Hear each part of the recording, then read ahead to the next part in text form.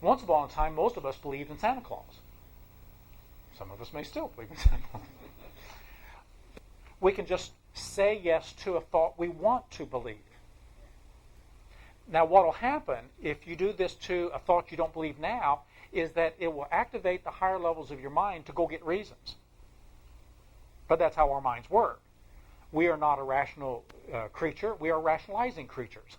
Today I want to introduce the whole idea of frames and games and invite you into the matrix of our minds and to give you a model for how to think about yourself, your life, your consciousness, your experience, how it's structured, how it's formatted, what you can do with it.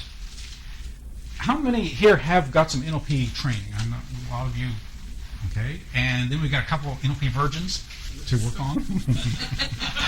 As Richard Bandler says, raw meat. So most of you have NLP background. This is all based upon the NLP model. The NLP model of representation. In NLP, we understand that consciousness is driven by representation. Representation means, what are you representing? How are you representing it? So if I think about food or fitness or exercise, what picture comes to mind? What are you seeing in your mind's eye? If I were to peek into the mental theater of your mind, what would I see? And how big would the picture be? Is it a little tiny picture? Is it a big picture? Is it black and white? Is it in color? Are you inside the movie, or are you just watching the movie yourself in your mind? So NLP is all about representation. And it's about how that as you represent your world, and that's your map of the world, your model, as you represent that, it sends signals to your body for how to feel, for how to function, for how to speak, for how to behave. That what comes out of us comes from the way we're seeing, perceiving, recording, encoding it. And sometimes our experience is as simple as that.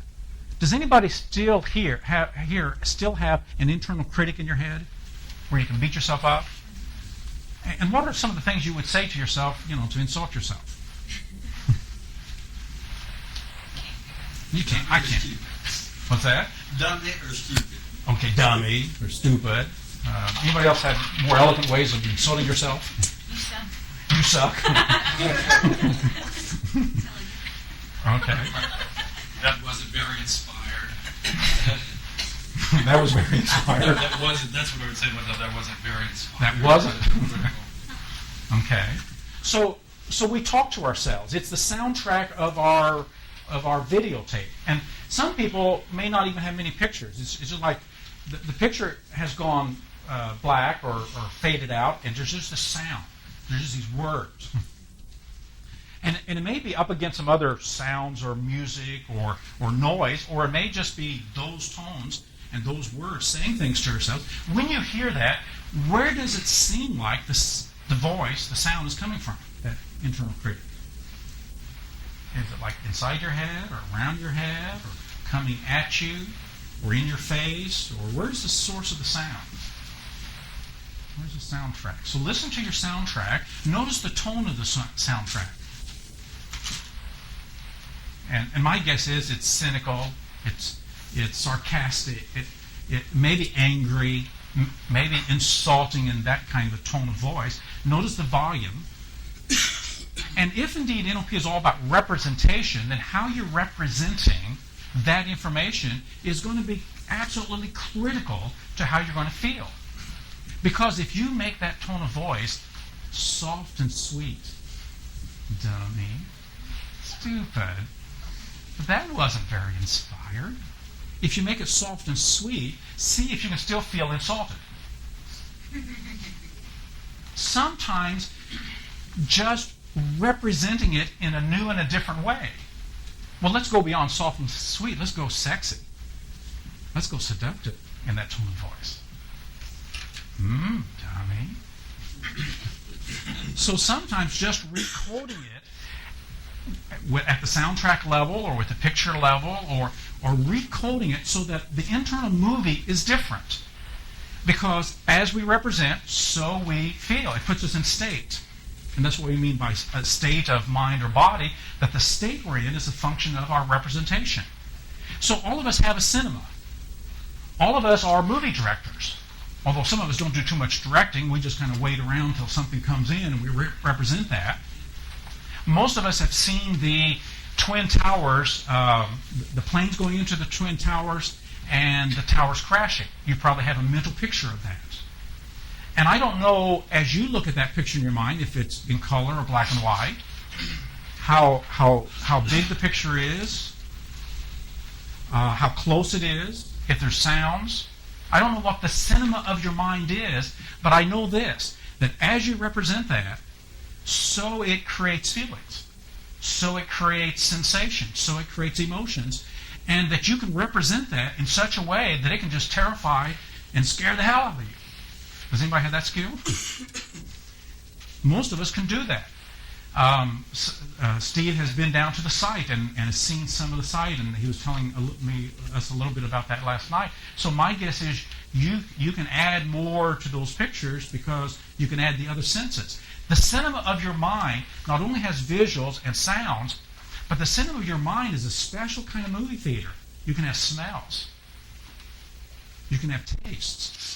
You can have a sense of balance, that inner ear balance, that vestibular system, sensory system. So you can have a sense of balance in that theater of your mind.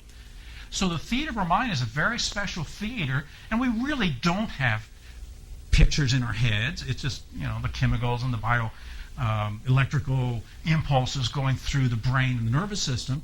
But it seems that way, and therefore that seemingness is what gives us the ability to start managing it or controlling it, because I can turn my pictures up, I can turn them down. I can push them in closer, I can push them away. I can make them softer or brighter. I can make the sounds softer or brighter.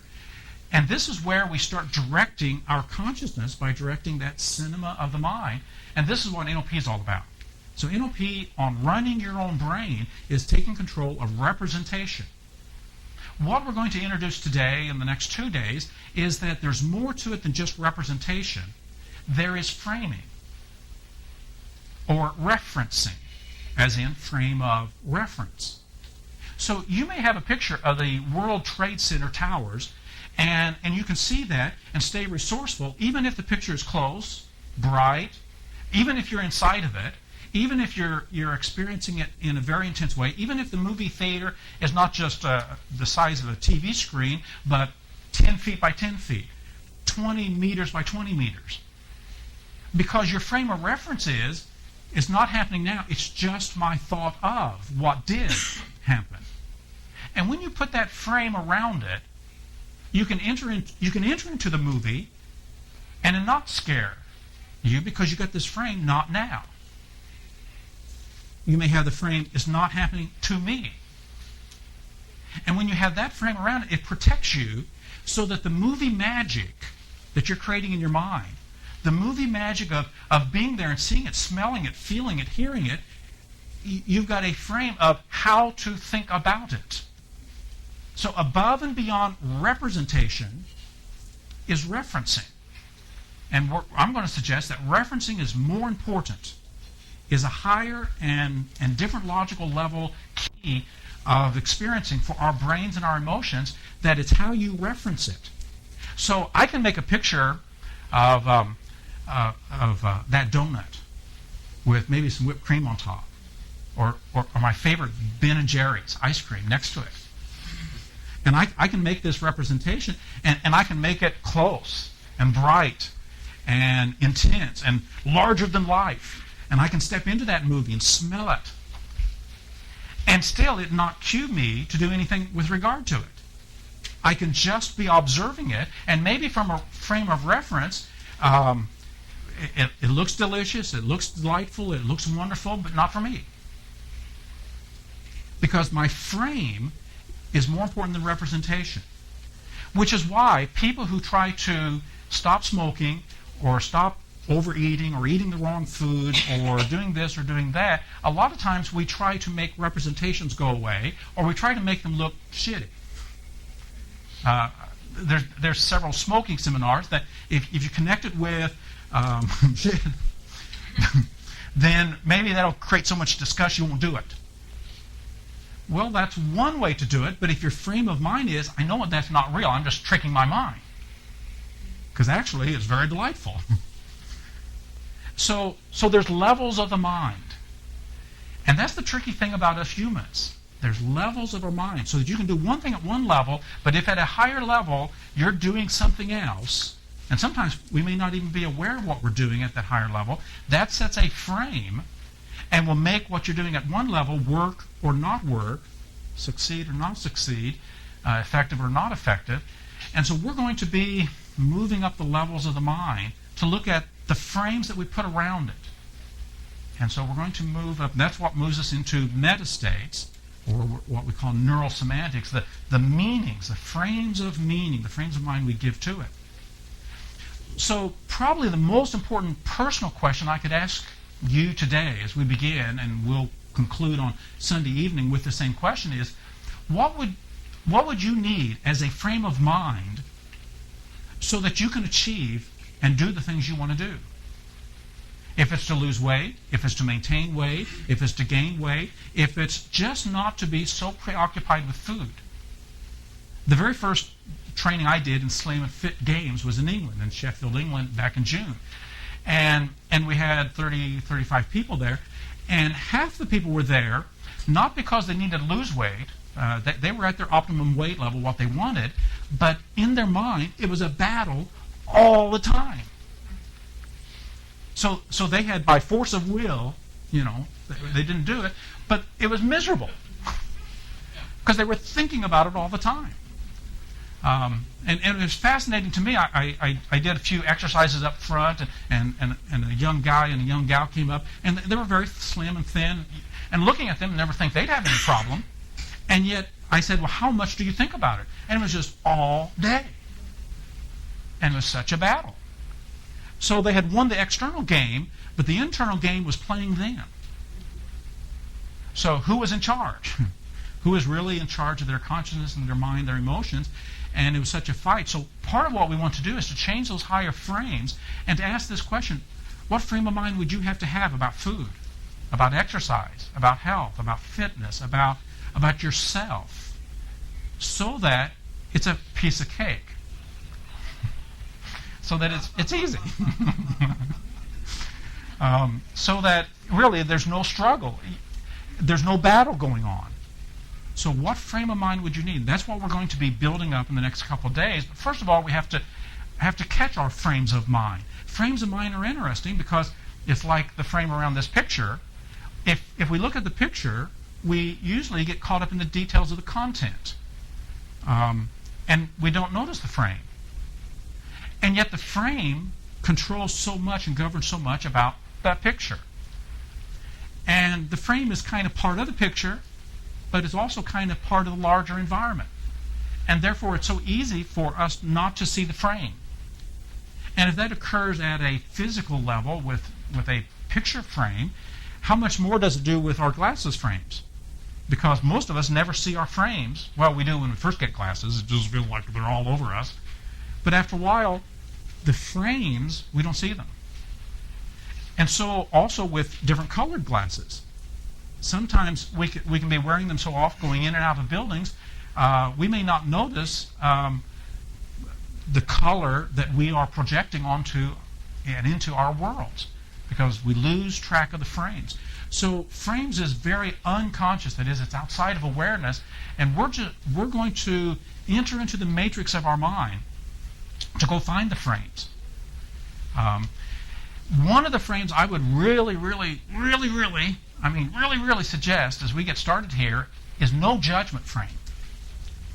Because I can tell you that one of the games some people play with regard to food and exercise and those things is they think that if they judge themselves, or if they put the pressure on themselves, or if they say, "You fat slob," or whatever, "You lazy," that they think that that's going to motivate them.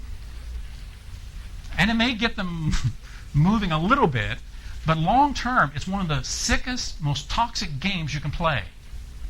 It's also true if you want to learn, if you want to become more skilled in your profession, more of an expertise. Judgment free is one of the harshest, cruelest, toxic games of all, because you're essentially taking your thoughts and emotions and attacking yourself. So I would like everybody to raise your hand, and for the next 3 days, to promise me that you will not judge yourself. See, it's easier to not judge someone else. I'll be gracious to you, but with me, I will not judge myself. Because what we're going to do as we find these frames, I hope that you'll find some real sick frames inside.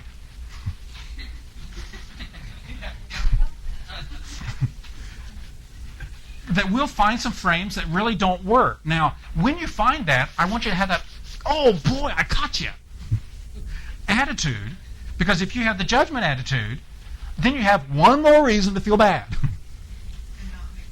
And not make progress. Now I feel like going eating. And it's one of the yo-yo things that occurs with us, that we learn something new, then we feel bad that we didn't know it. I mean, it's really sick. I have had people walk out of seminars and trainings because they got some great idea, and then they felt really bad that they were so stupid that they didn't know that before. And then they say, I'll never get this. So the no judgment frame is really, really crucial, because the problem is not you, it's the frame. It's always the frame. And I have this written out on one of our introduction pages here. Let me highlight this for you as we get started as an opening frame. This is on page 10. The no shame, no blame game. So that it's the game of being gentle with yourself. As we do this exploration, we'll flush out some really stupid frames. I can't believe I thought that. I can't believe I believed that. I can't believe that was inside my consciousness or awareness. And when we do, it doesn't mean you're stupid. It doesn't mean you have a stupid brain. It just means you've flushed out a stupid game. And as human beings, we have brains that have built our frames from the experiences we've had. And that's the way brains work. We have an experience, and we take that experience and we use it as our frame of reference. And we'll talk about how our brains frame and the very nature of framing from our brains. And so what this means is that we just have learned some stupid games, some stupid frames. And so in the darker print there, the person is never the problem, the frame is always the problem. Because you're more than your frames. And you and I have frames, we use frames, we operate by frames, it's how we think, but we are more than our frames. So if you find a frame of mind, a frame of reference, a frame of representation that has not served you well, that has not supported you in achieving the things you want to achieve, that's the time for the old boy response, that now I get to say no to this one and yes to something that's really going to serve me well. Because it's just a frame. And the frame is always the problem. And so the person is never the problem. The frame is always a problem. And here's how you can tell that you may have a frame problem. There at the bottom of page 10, caught in some closed-loop frame matrix. At the bottom of page 10, caught in some closed-loop frame matrix, the inability to act on knowledge. Does anybody here know one thing you could do with regard to fitness or slimness or eating? One thing that you could do that if you did and did regularly and on a consistent basis, it would be a blessing. It would benefit your life. It would help you. Does anybody know one thing you could do? So what stops you from doing it? A frame of mind. That's what stops us, because we know it's the occupational hazard of being human. We know more than we can do. Which I always like to say, I'm glad it's that way, rather than the other way. I'm glad I know more than I can do. But sometimes I need to catch up my doing with my knowing, so that I get myself to take action on what I do know. One of the reasons some people don't take action on what they know is they judge themselves. Or they get scared that they'll judge themselves. But if I learn this, then I'll have to do something. If I learn this, then I'm going to be responsible. If I learn this, then I'll be accountable for this to the people who know that I'm doing this. And so we get into those loops. We go round and round, and we get afraid of our own selves. So inability to act on knowledge. One of the things that frame games will give you the ability to do is to start to become the kind of person that when you know something, you turn it into action. We're going to mind to muscle a lot of our knowledge. Because knowledge can and it does get into muscle. Abstract ideas can get actually into the very muscles of your fingers, like with typing or doing keyboarding or computer things, or from other kinds of motor skills, as well as the knowledge that I can do this. A sense of confidence can get into your body. So you don't have to remember it. Your muscle memory remembers it. So when you sit down at a meal, what were those great ideas about weight management? It's like your body can know it. Then it becomes your way of being in the world. Then you can trust yourself. And so what we want to do is to set up a process to where one of our frames of mind is that when I learn something that's inspiring, that's awesome, that's wonderful, that's beautiful, that's enhancing, that would make my life more of a party, I will integrate it. I will make it mine so that not only does my mind know it, but my body will know it. And so that integration of what we're going to do. Another sign that you may be caught up in a matrix is the continuance of the same problem year after year. Are you deluged with lots of good advice for solving a difficulty, and yet the same problem continues? Or feeling controlled, feeling like a game is playing you. It's the nature of our frames that once the frames get set, like the judgment frame, if your experience was dad judged you or mom judged you or some teacher judged you, and you had that experience that I didn't demonstrate perfection, therefore someone insulted my intelligence, my abilities, my future, my worthwhileness, my dignity, and that happened several times, and we have that as a reference, and you can represent that. After you represent something on the screen of your mind again and again, after a while it kind of floats up and just becomes your frame of reference. So that now, whenever you anticipate doing something and it's not perfect, you know, look at it from this point of view, from this perspective, from this frame of reference. And so that's the levels of the mind that we'll get to in a little bit, that our referencing moves up to become our frames. And when that happens, then it becomes the way we punctuate reality, it's the way we interpret things, and then some much more damage can be done. So that's why the frame of reference of judgment, the frame of reference of judgment needs to be pushed out, and the frame of reference of acceptance and welcoming and being kind and gentle, being gracious, taking into consideration our fallibility, and that we're liable to error, fallible, and that's fine. So that as we do that, then it gives us a chance to learn and grow and make the changes we want to make. But until we do that, then it seems like the game is playing us. The attempted solutions makes the problem worse. I have a whole chapter in the book Game Slim People Play on here are a number of games, like the dieting game. The dieting makes it worse. I would recommend, as we get started in the next couple of days, the first thing to do is quit playing that game. Because it's got some frames by implication. Frames by implication is I've got to deprive myself. And when you send that message to the body, and the body feels like it's being deprived, I'm on my diet now. But wait until it's over. Yeah, right. So there are some games that are just, the games that we try, the attempted solutions, makes it worse. So that I think the statistics are nearly in the 90s now. 90% of people who do dieting will have more weight at the end of it a year later than they did when they started. And it creates that yo-yo thing. And judgment is another one that makes the problem worse.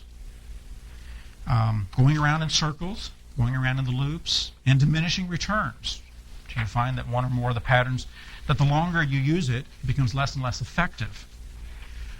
So one of the very first frames I'd like to suggest is that we eliminate the judgment and be kind and gentle and just exploring the matrix of our mind. How many have seen the movie The Matrix? Okay, just about everybody. Anybody not? So we got a few who haven't. I will try to give you enough information about the movie The Matrix so that what I'm going to say now and the metaphor that we're going to play with will make sense. And I wish I got a commission on sending people to the movie. The movie The Matrix is a movie about the 23rd century. Although everybody thinks it's 1999 in Sydney, Australia, because that's the city that is zoomed in on. And there's Neil Anderson, who's in this city in 1999, but it's the 23rd century. Neil Anderson is actually in an egg-like shape thing that's been created, and he's inside this egg so that his brain energy can be harvested. And from time to time, he is called Copper Top because he's the human. Humans invented AI, artificial intelligence, and then there was a war, and the machines won. And the machines put people in these egg-like structures to harvest their brain energy because in the war, the humans had somehow or another scorched the skies. So there's a few humans left. There's Zion, the last human city, but all the rest of the cities have been devastated, and the planet is in ruins, and the machines are in control of everything. And what humans are left are being harvested. They're being harvested for their energy. So they're created and put in these eggs. Well, inside these little egg-like shells, there's all kinds of wires and things all up and down the nervous system to send electrical signals to them so that they represent 1999. So the electrical signals makes them think that it's 1999 in New York City or Washington, D.C. or Sydney, Australia or Toronto, Canada, and life is just going on because they're getting all these signals. But they're in a matrix. They're in a matrix.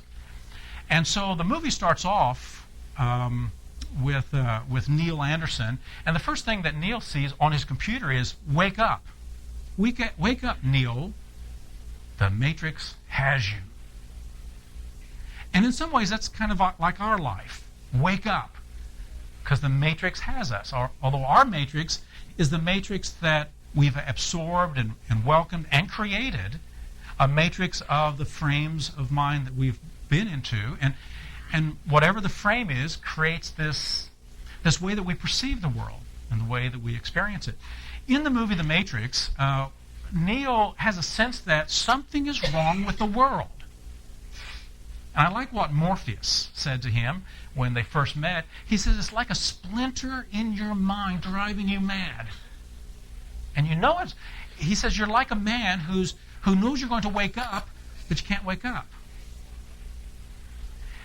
We find that our world, that is our represented world and our mental world and our conceptual world, doesn't work when the behaviors we do don't get the results we want.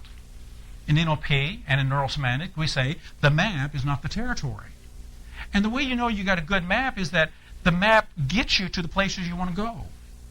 At least it has a basic structure that's somewhat like the territory.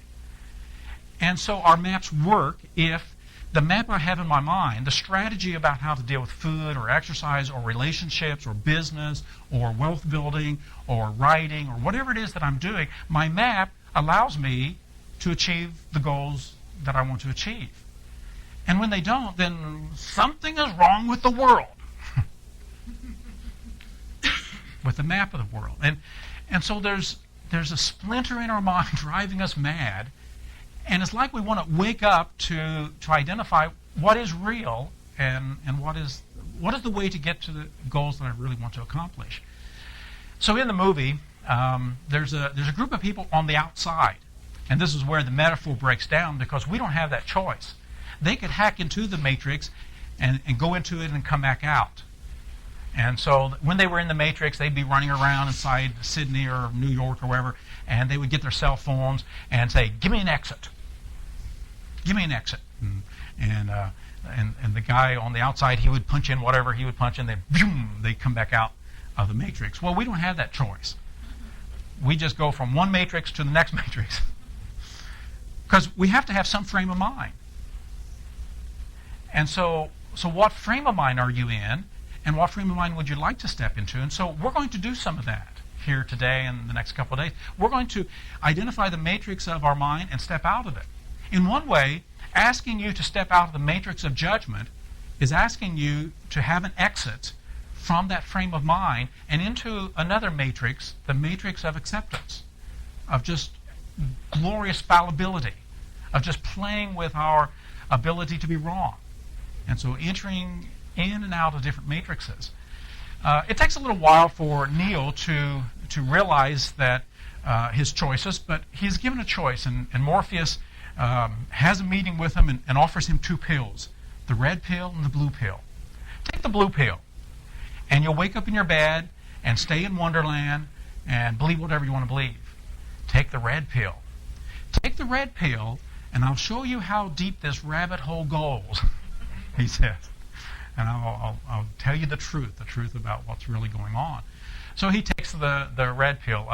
A couple people have said that taking frame games is kind of like taking that red pill. Because it can be very disruptive. Because what the red pill does, the very first thing, it interrupts all those signals. So we can find out, where are you? And that's what happened with Neo. They interrupted the information so they could find out where he really was. So they went and got him out of the egg, as the whole system was creating an abortion of him, and so they pulled him out so that he'd go to the real world. Then he was taught how to enter into the matrix and learn to play with the matrix. He was put into a training room, and it'd be great for accelerated learning to be able to sit in one of those chairs that he sat in, and they said, here's the program for Jiu-Jitsu, and so they plugged that in, and all of a sudden he goes, whoa! And I can't remember the guy's name who was at the computer, but he says, Mikey, I think he likes it. So 10 hours later, as he's been putting all these programs in his head, Morpheus says, let's go try it out. So they go into a sparring room to see what they can do. And this is where some of that Hollywood movie magic occurred as he was running and kicking and jumping and flying all over the place, as he learns the rules inside this game. And Morpheus says some of the rules you can bend, some of the rules you can break. But you can't break the rules of the game unless you know what the rules are. So one of the things we want to do today in the next couple of days is find out, what are the rules of the game? What are the games you've been playing with food? What are the games you've been playing with exercise? The game may be, I'd rather not, it's hard. Anybody ever play that game with exercise? So there's the game. Exercise is hard. The exercise is hard game. So what are the rules? Well, I think about exercise and then I feel disgusted. What's the rule of the game? If you're going to play the game, you've got to play by the rules. And that's the rules. The rule may be to think about all the other things you could be doing. So I think about exercising, and then I think, but I could be doing this and this and this and this. And that's the rule. You've got to do that if you're going to play the game right. Well, games have rules. And when you learn a new game, when you sit down at a board and you're playing a new game, you say, well, what are the rules? And sometimes you find out the rules as you go. I mean, sometimes, most people would be bored if you had to read a rule book. A rule book. My daughter played soccer for a number of years, and they asked me to do some of the coaching. And I said, oh, okay, I know the rules. And they said, but you got to read this rule book. Talk about boring. Boring. And this association says this is the rule, and this is, you got to do this and this. I'd just rather play. But that's the way it is with most games. I mean, some games can get so complex in terms of the rules of the game. I coached gymnastics with boys and girls for 6 years in Grand Junction, and it was the same kind of a way. The rules of the game. But if you don't know the rules, then it's awful hard to play. But a lot of times we start playing a game. I remember playing baseball as a kid, and I didn't know all the rules. I just knew, the basic rule was someone's going to throw a ball, see if you can hit it, and if you can touch it or hit it or do something, run like a man. And then there were rules about when you could steal a base or not steal a base, or when you could slide or when you not slide, and just when it was a foul, when it was right. But the rules of the game, well, there's rules of the game for how we play with exercise or food or study or just any game we play. A game are the behaviors, are the speech that we make, are the emotions we feel, even the mental games. Sometimes we say to each other, now don't play any of those mind games with me, because we can have games at these levels. And where the games come from are the frames of mind. So we've got to do some training. We've got to get into the sparring room and find out where the limits are of the games and how to push them. And we're going to do that, especially on Sunday, as we look at the new rules of the game for eating and exercising. So we'll look at the new rules of the game. Then we'll practice and we'll play. I love the scene on top of the skyscrapers in Sydney. Morpheus takes him there. And he says, this is the jumping program. The jumping program, leaping tall buildings in a single bound. And so Morpheus, he runs a little bit and just jumps one skyscraper to the next one and lands. And when he lands, the concrete breaks. And Neo goes, whoa. And Morpheus says, release all fear, release all doubt. Free your mind. And that's what we've got to do. Releasing fear, releasing doubt, releasing worry, and just free our mind as to what's possible. Because a lot of times, we can't play the new game because we don't think it's possible. We don't think it's possible for me. We may not think I deserve it. And so we've got to free the mind of doubt, of worry, of fear. Free your mind is really our theme. As we free our mind, then the possibilities become possible. And in the movie, Neo did not make the first jump. He goes and runs, but he hadn't freed his mind fully. And so here he goes, ah! And down into the concrete street. And I love the visual effects as he bounces on that concrete. When he comes back, he's got blood. He's sitting in his chair. His mind had gone into the matrix, and he has blood coming out of his mouth. And he said, I didn't think it was real. He says, your mind makes it real. And that's the neuro-linguistic dimension that we all experience. Our mind makes things real. I think that's the wonder of the placebo effect in medicine. It's the wonder of the Haitian deaths, the voodoo deaths. Our minds make it real. So that this is the power of the phobia. Anybody who has a phobia, who can just sit in a chair and start talking about something scary and put their body in full of fright, their mind is making it real. Because at the representational level, as we represent, it sends signals to our body. At the referencing level, it sends commands to the body. Because at the referencing level, we're not just representing it. I mean, that's powerful enough, signals to the body. But at the referencing level, it is commands to the nervous system as to what's real. And if you think something is real, then your body makes it so. And so that's that neuro-linguistic, neurosemantic, mind-body connection that the games we play are functions of the frames that we're operating from. So in the movie, Neo is searching to see if they have found him because they think he is the one who's going to change the matrix. And in that sense, you are the one to change your matrix. You are the one. Neo doesn't know if he is the one. And so he's searching around, and when he meets the Oracle, and the Oracle turns out to be this woman who looks like she's from the 1950s and in this kitchen baking, like mom, like grandmother. And she asks him, do you believe in fate? And he says, no. And she says, why? And he says, because I like to be in charge of my own life.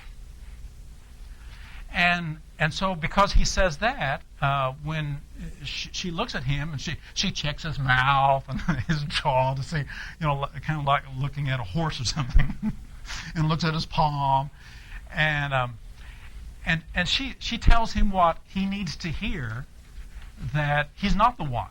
Well, she doesn't quite say it that way. She says, you have the gift, but you're waiting for something. he hears, I'm not the one. She says, you have the gift, but you're waiting for something. And I think that's kind of like our lives. We have the gift. We can run our own brains. We can manage our own lives and set the frames we want to, but we're waiting for something.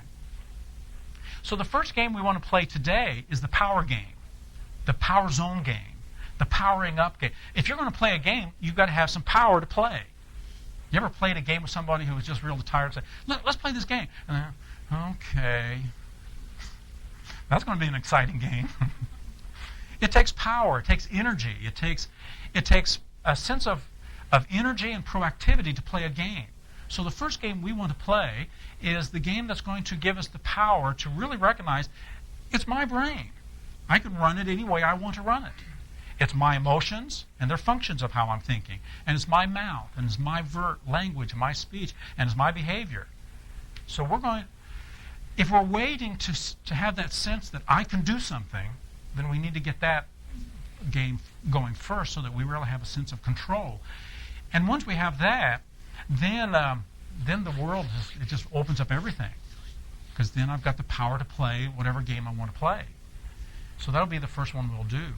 Well, Neo in the movie is searching through, seeing what's happening, and there's a guy who betrays him. And that's part of the plot, and then he starts acting out and discovering that he is changing. He is doing things above and beyond what anybody else could do, and at one point he saves Trinity from a helicopter wreck. And Morpheus says, do you believe now? Well, Neo didn't believe now, and Neo tells him, but you don't understand, I was told I was not the one.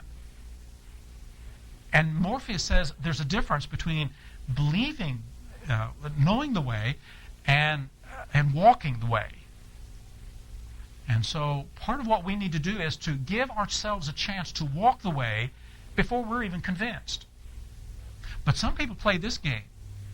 I'll only take effective action once I'm convinced. And I'm going to suggest to you that that is a game that will prevent you from playing games.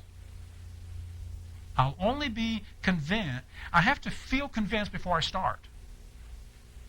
Before I do a workshop and get up and speak in front of people, I have to feel really comfortable and confident that I can really do it. So how will you start? Because those of you who've done trainings know that, first of all, you get up, make a fool of yourself, and you do it often enough until you feel comfortable making a fool of yourself. Then you have confidence. Because the worst has happened. So a lot of times we can't start because we demand such criteria before we start the game. I can't play that game because I'm not an expert at the game. I'll only play that game once I'm an expert. How are you going to get to be an expert? And so our ego gets in the way because that's the rules of that game, and so we can't get started. And we're afraid of failure. So one of the great NLP principles is there's no failure, there's only feedback. And that's inviting us to play a new game. It's only practice. So as we give ourselves permission to fall, to fail, to mess up, to blow our diets, to not do the things that we know better, and we give ourselves, it's the paradox. It seems like that would just encourage it. But the irony is that as we give ourselves a chance to learn, to develop, then we will start walking the way before we're convinced. In NLP, we call that the as-if frame. Live your life for a day as if you have all of this in place, and notice what happens. We know it's not real, it's just pretend, but if you had the kind of frames of mind that would support you to walk the way, what would those frames of mind be? So we try it on. When you try on a new frame, play a new game, do a whole new set of behaviors, it's going to feel uncomfortable. Now, if you play the comfortable game, I have to be comfortable. I have to feel comfortable about this. I can't start until If you play that game, kiss it goodbye, you're not going to get started. So you have to feel uncomfortable. That's the rule. You have to feel uncomfortable in this workshop. Anybody not feeling uncomfortable yet? We shall make you. I mean, to learn anything, we have to feel uncomfortable and weird and strange and out of my comfort zone. I don't know who I am. I mean, we have to give ourselves a chance to leave the old matrix and try on the new so that we can get the convincers along the way, and then it'll happen. So we're going to play off of the Matrix movie, and that's some kind of the basics. I'll revisit it a little bit from time to time as we think about the matrices of our mind. Let me stop right now. I've done a lot of talking. Comments, questions? In just a moment, I want to introduce the frame game model of consciousness, and then from there, we'll let the games begin. But comments, questions? Quick clarification. Frame and content. Distinguishing. It seems to me the framework would be a subset of the content or somehow. You could just give an example. Okay. I'm going to be covering that very thing here, this next piece, so I'm going to come right to that, and so we'll work on that one. The other thing I thought I heard in what you said is that when you look at the levels from our representations to visual, auditory, kinesthetic, or not, the higher frames of our mind, if we don't affect the change at the top, the lower ones will be in conflict. If it's, and that's just strong willpower. Yeah. Or are there gradations of change? Okay, and I'm going to get into that too. So what you're asking is exactly where we're going to go, because if we don't understand that structure, then it's going to be hard. We'll be fighting against ourselves and not really knowing the mechanisms that make the change. So that's exactly where we're going to go with that.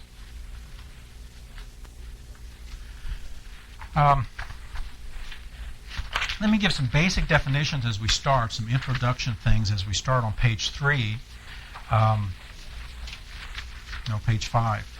All of life is a game played within frames of frames. This is page 5 at the very top. And so on page 5 I have definitions of games and frames, and therefore frame games. The games, any set of actions or interactions. So therefore, behaviors, actions, activities, gestures, relationships, cultural roles, rituals, ceremonies, those are the games that we play. Or maybe more internal games, mind games, thinking, valuing, imagining, or emotional games. So games is just what we're calling all the things that come out of us. And so the games are the expressions that we have from our state. So if we start with a state of mind and body, what comes out are what we're going to call the games. The actions, the speech, the behaviors. What comes out also are the emotions, the somatic feelings in the body. And also another game that we play are the mental games, that is the games that we do as we play this scenario in our mind, this movie theater in our mind, so the mind games. So that's what a game is. Frame are the ideas, concepts, beliefs, understandings, decisions, models, paradigms, all these higher level conceptual things, mental things that govern or run the games. So where there's a game, where we come out and play some game, we can backtrack to the movie that's playing on that creates this game, that creates these feelings, creates the way we speak, the way we behave, and that plays out these relational games. So this would be the first frame, and then there's going to be frames within frames, and they're made up of ideas and thoughts. And there's levels of thoughts, levels of ideas, levels of concepts that we'll get to in a minute. So that's our definition. And at each level, the frame will be a little different. A frame could be just a representation. It could be a reference, a belief, a decision, an understanding, an expectation. But it's all the stuff of the mind that informs us as to what is and how it works. So we're simplifying NLP and neurosemantics into these two phrases, the frames and the games. There's going to be many levels of frames. And when we put them together, then we have frame games, and that's at the bottom there. They come together as the felt experience in life, in whatever field or dimension or facet of life that we're engaged in. And so then we have these frame games. Now, some frame games may be the judgment frame game. Let me play judgment. I'll play the judge, and you'll be my victim. Or maybe I'll be my victim. I'll just play with myself and judge myself. So the blame game. The blame game is an easy one. You just get out your finger and you start using it like a little sword, and you have to strain your voice, because it's best to strain your voice and raise the volume. Most of us know the blame game. It's an easy game. It's a game that we learn very quick in life, and a lot of us continue to play it to this day. We blame ourselves, blame someone else, and the blame game can lead to all kinds of other more embellished games as it grows up, so that we can have terrorists playing the blame game at a global level. And when you look at what they're doing, someone has to be bad person, someone has to be good person, and if they put some frames over that, like this is God's command to me, then the blame game can become quite exaggerated and embellished in different ways. So the games that we play, and this is our basic definition. On page 6 is part of our introduction to.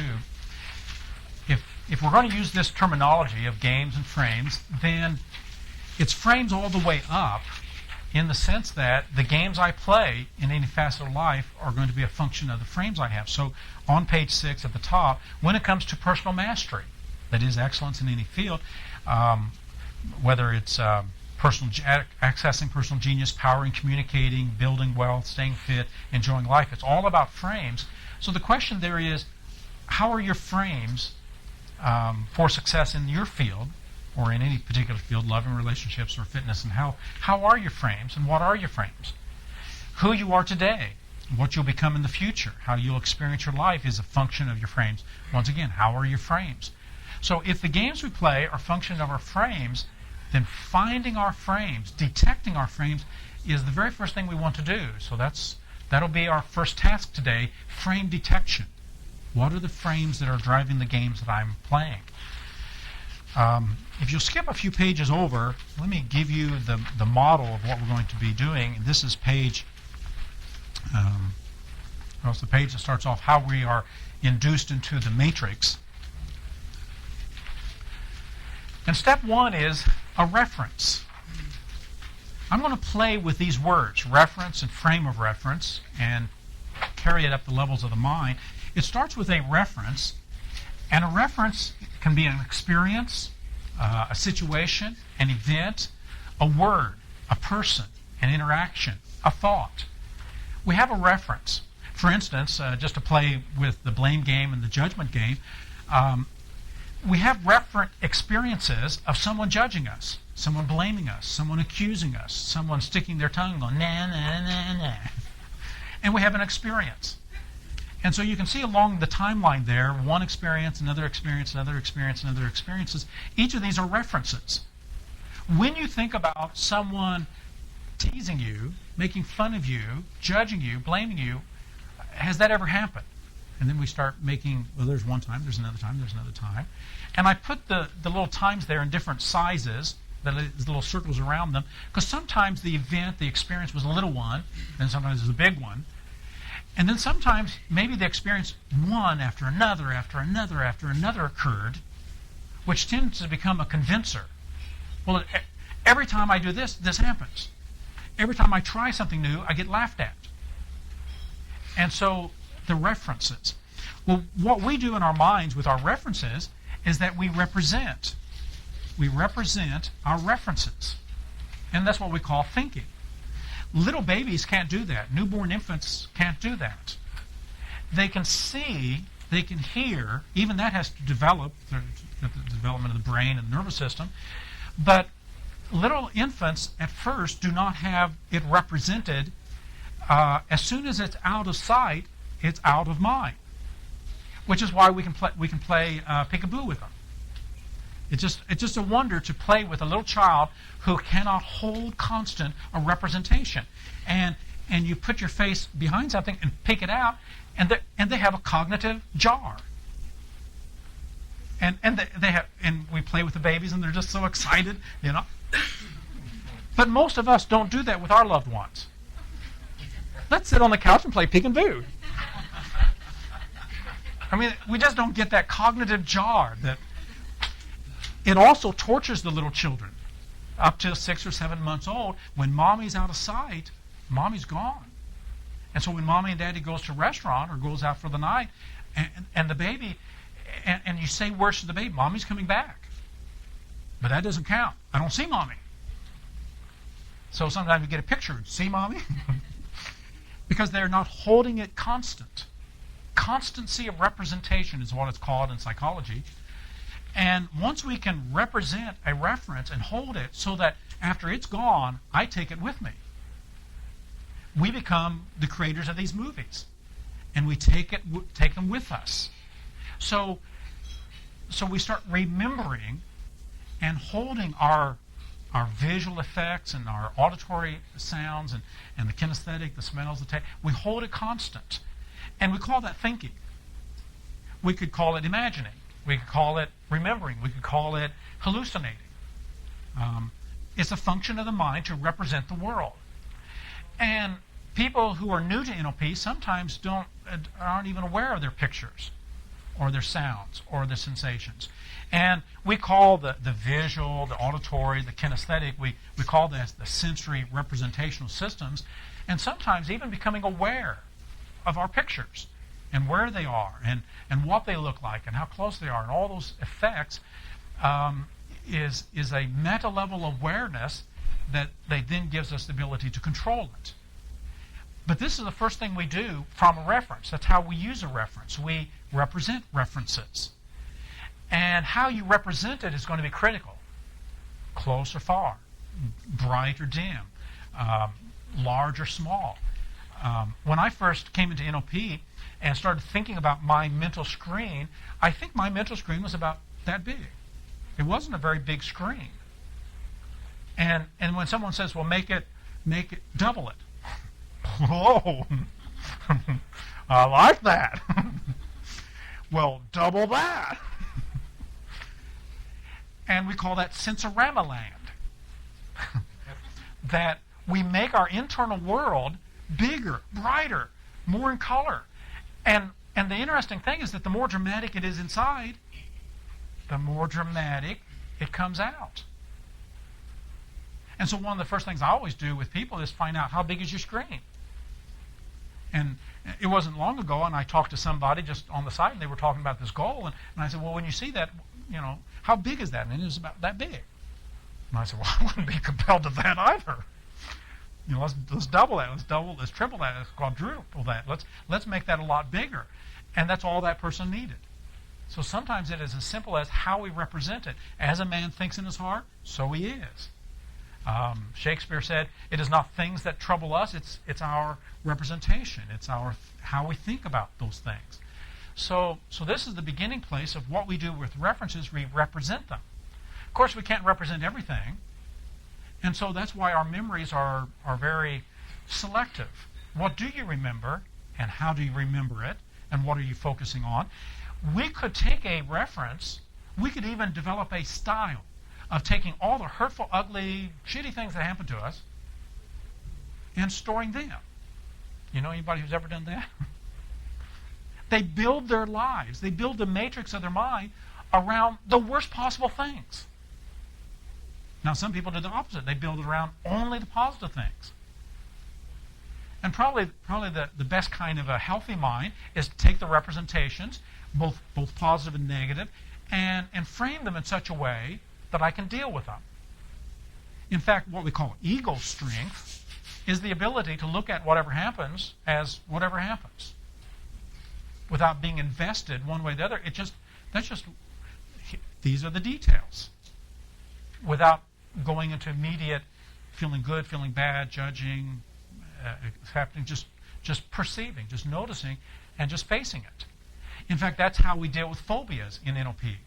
We ask, what is the thing that just frightens you? Put it up on the screen of your mind, step back from it, get your popcorn out, feel comfortable in your chair, and as you watch that, make it just a snapshot, make it a black and white snapshot. So as you step back from it, what were you wearing that day? We get a person just to face the ego strength of facing it without going into fear. So they can just observe it, just notice, and then start playing with it. because it's just in the mind.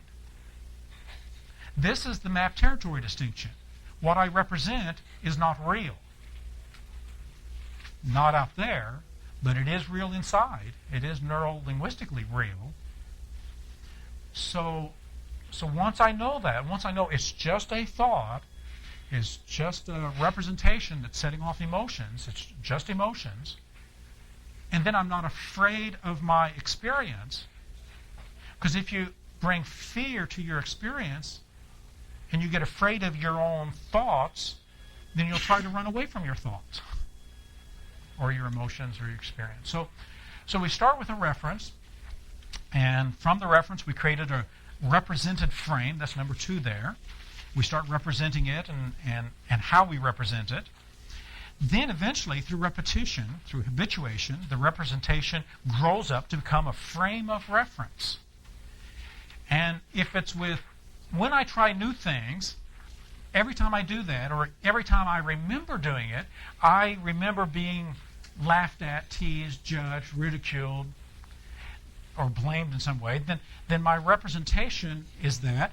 And after I keep going here, my mind keeps going this direction, I keep representing that, then I start having thoughts and feelings about that. And what I think is something like, take a risk and make a fool of yourself. So this idea, take a risk, leads to making a fool of myself, then becomes a higher level concept about taking risks. So this becomes the game. This becomes the frame, the rule that's going to run the game. Don't take risks. Taking risks will endanger you becoming being made a fool of, being embarrassed. And so we draw a conclusion, and this conclusion now is a higher level category about these representations. It becomes the first frame. And so it becomes a frame of reference. When you think about taking a risk, what comes to mind? And that question will elicit the frame. It'll elicit the first level matrix that you live in. And just, this is where what Sigmund Freud did was very valuable. He said, just whatever comes to mind, just let it rush in. Just the free-flowing association of thoughts. Just whatever comes when you think about taking a risk or getting up and making a fool of yourself. When you think about that, what's the first thing that comes to mind? Well, sometimes we go out to all the references that we now use as our frame of reference. Sometimes the first thing that comes in will be a feeling. And it can be kind of a digital thing. Go at it, go away from it. Feel good, feel bad. What's the first thing that comes to you when you think of putting yourself on a new way of eating and exercising? What's the first thing that comes to mind? And that'll start to flush out that frame. And at this level, it may just be representations.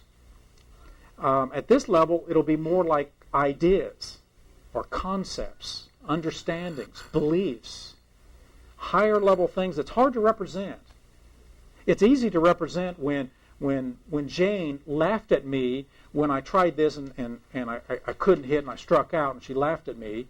It's easy to represent that because that's like a little mini movie. But the idea that taking a risk is endangering me of looking like a fool, how do you represent that? Sometimes this here is the soundtrack. It's just the language. It's kind of like, the narrator's voice in the background that's just permeating the soundtrack. You'll make a fool of yourself. Sometimes it comes out as a feeling. It's already in the muscle, and it's just a feeling.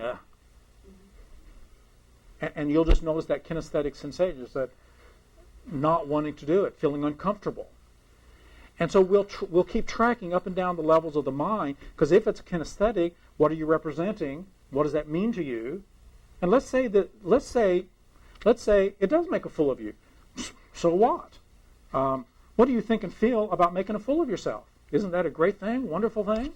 Aren't you like Jim Carrey, ready to turn around and say, "May I ask you a question?" I mean, he makes tens of millions of dollars by making a fool of himself. So he's always looking at, how can I make more of a fool of myself? He's smoking. So what do you think about? So even this is not all that toxic. It's what you think about that. It's the worst thing in the world. If I make a fool of myself now, I'll always make a fool of myself. So whatever. So we start asking those meaning questions. What does that mean to you? Because it's just thoughts. It's just the matrix of your mind, and it's not even real. It's just a structure of how you punctuate your reality. And so we'll just keep doing that up the levels, because first, then we have a frame of reference. And from there, then, when that frame of reference habituates, it becomes a frame of mind. This is on the next page, a frame of mind. And at this stage, we have well rehearsed this frame, so this frame feels comfortable, feels familiar, feels known. It becomes our way of seeing the world, self-organizing and a self-fulfilling set of beliefs. And it operates as an attractor in the mind-body system, so that as we see it, we pull in and we start noticing it. It's the same dynamic as when we buy a new car, and all of a sudden you notice all the same brands. It's like somehow it attracts us to see the very thing we're looking for. So if I'm scared to death of rejection, and I move through the world looking for her, how could she reject me? And is that behavior rejection? I saw it. And we call this projection, but it's an indication that I'm in my matrix. So one way to identify the matrices of our mind are to identify repeated patterns. And as we mentioned earlier, it's just a pattern. It's just a sign of the frames that you've absorbed or welcomed in. It means nothing about you. It's just the frames.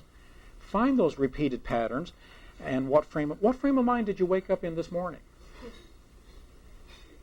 What frame of mind do you default to when you think about eating, when you think about exercise? What frame of mind? Because the frame of mind is built out of these smaller pieces, and as it grows and develops further and further, this frame of mind it is really a gestalt of many frames embedded inside of frames embedded. And of course, we're using a two-dimensional kind of mechanical metaphor here. It's much more dynamic because it's the layering of thoughts upon thoughts, and it isn't. We're sorting it out and teasing it out, but it doesn't. We don't experience it that way. We experience it as just thoughts texturing and layering in and permeating into other thoughts. So we tease that. Well, what does that mean to you? What does that mean to you? What does that mean to you? And so what? What would you believe about that? And what do you understand?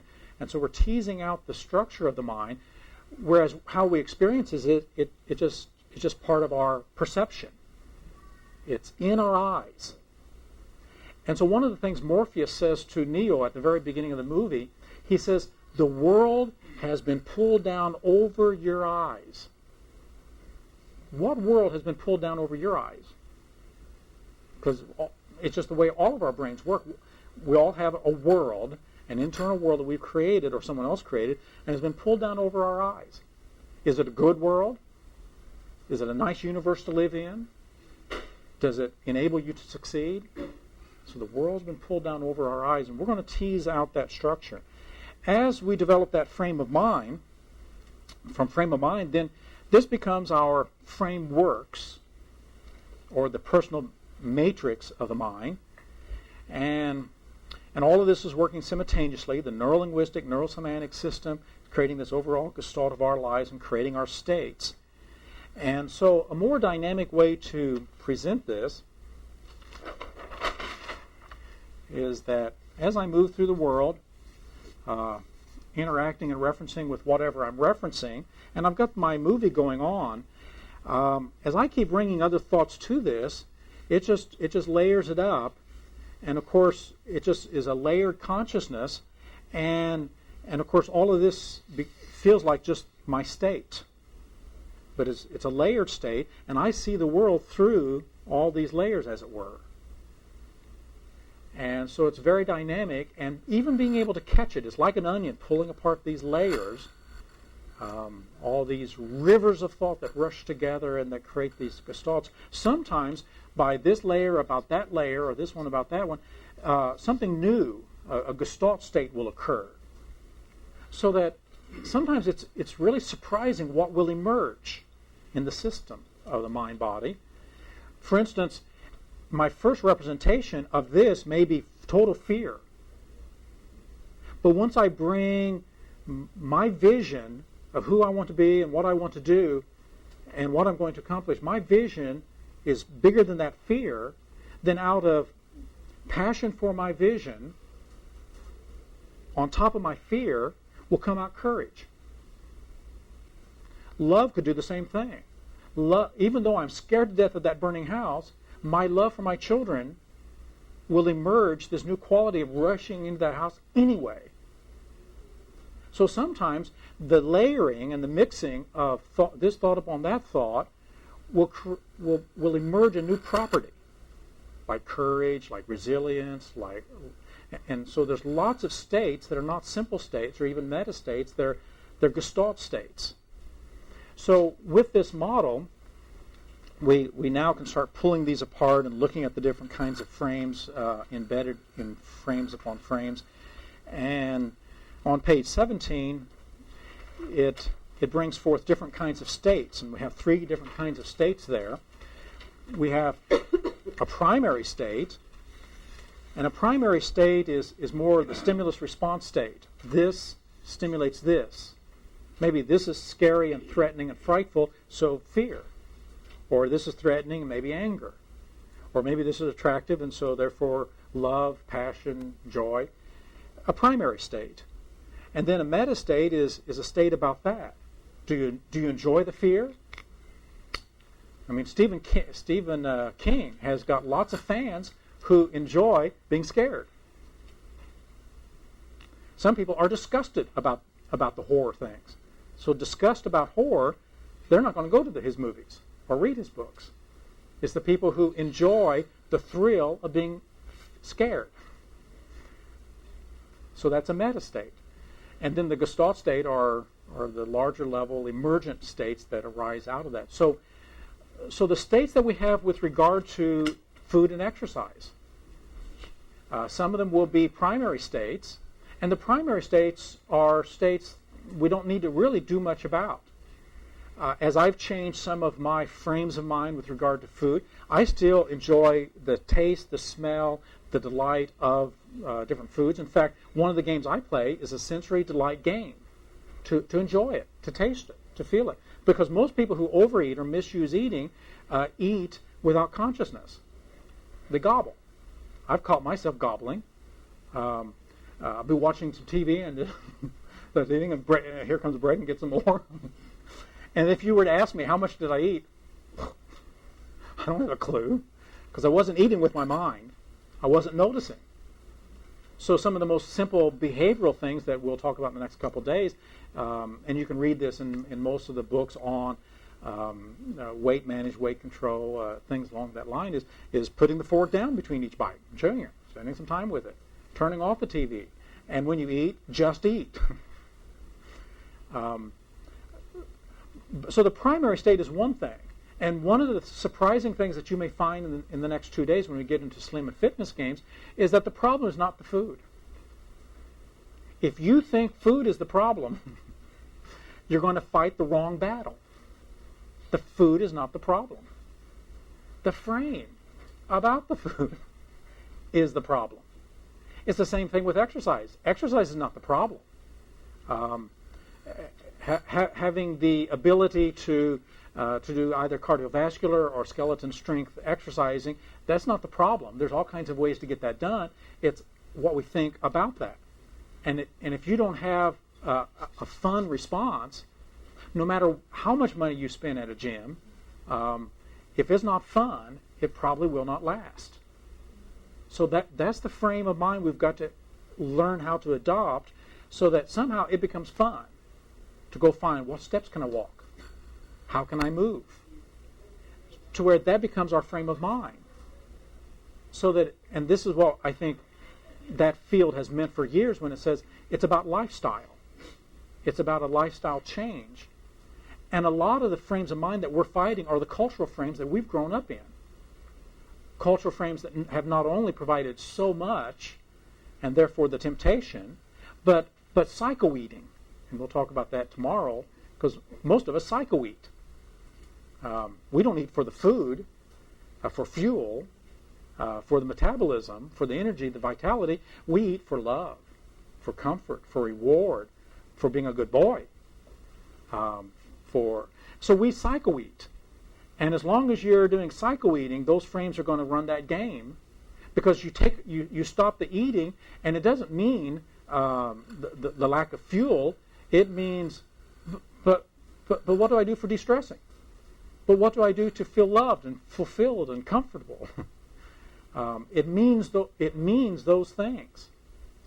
So when we go to the states, it won't be the primary states that we'll be trying to change so much as the meta-level states, or the Gestalt states at that higher level that is driven by these frames.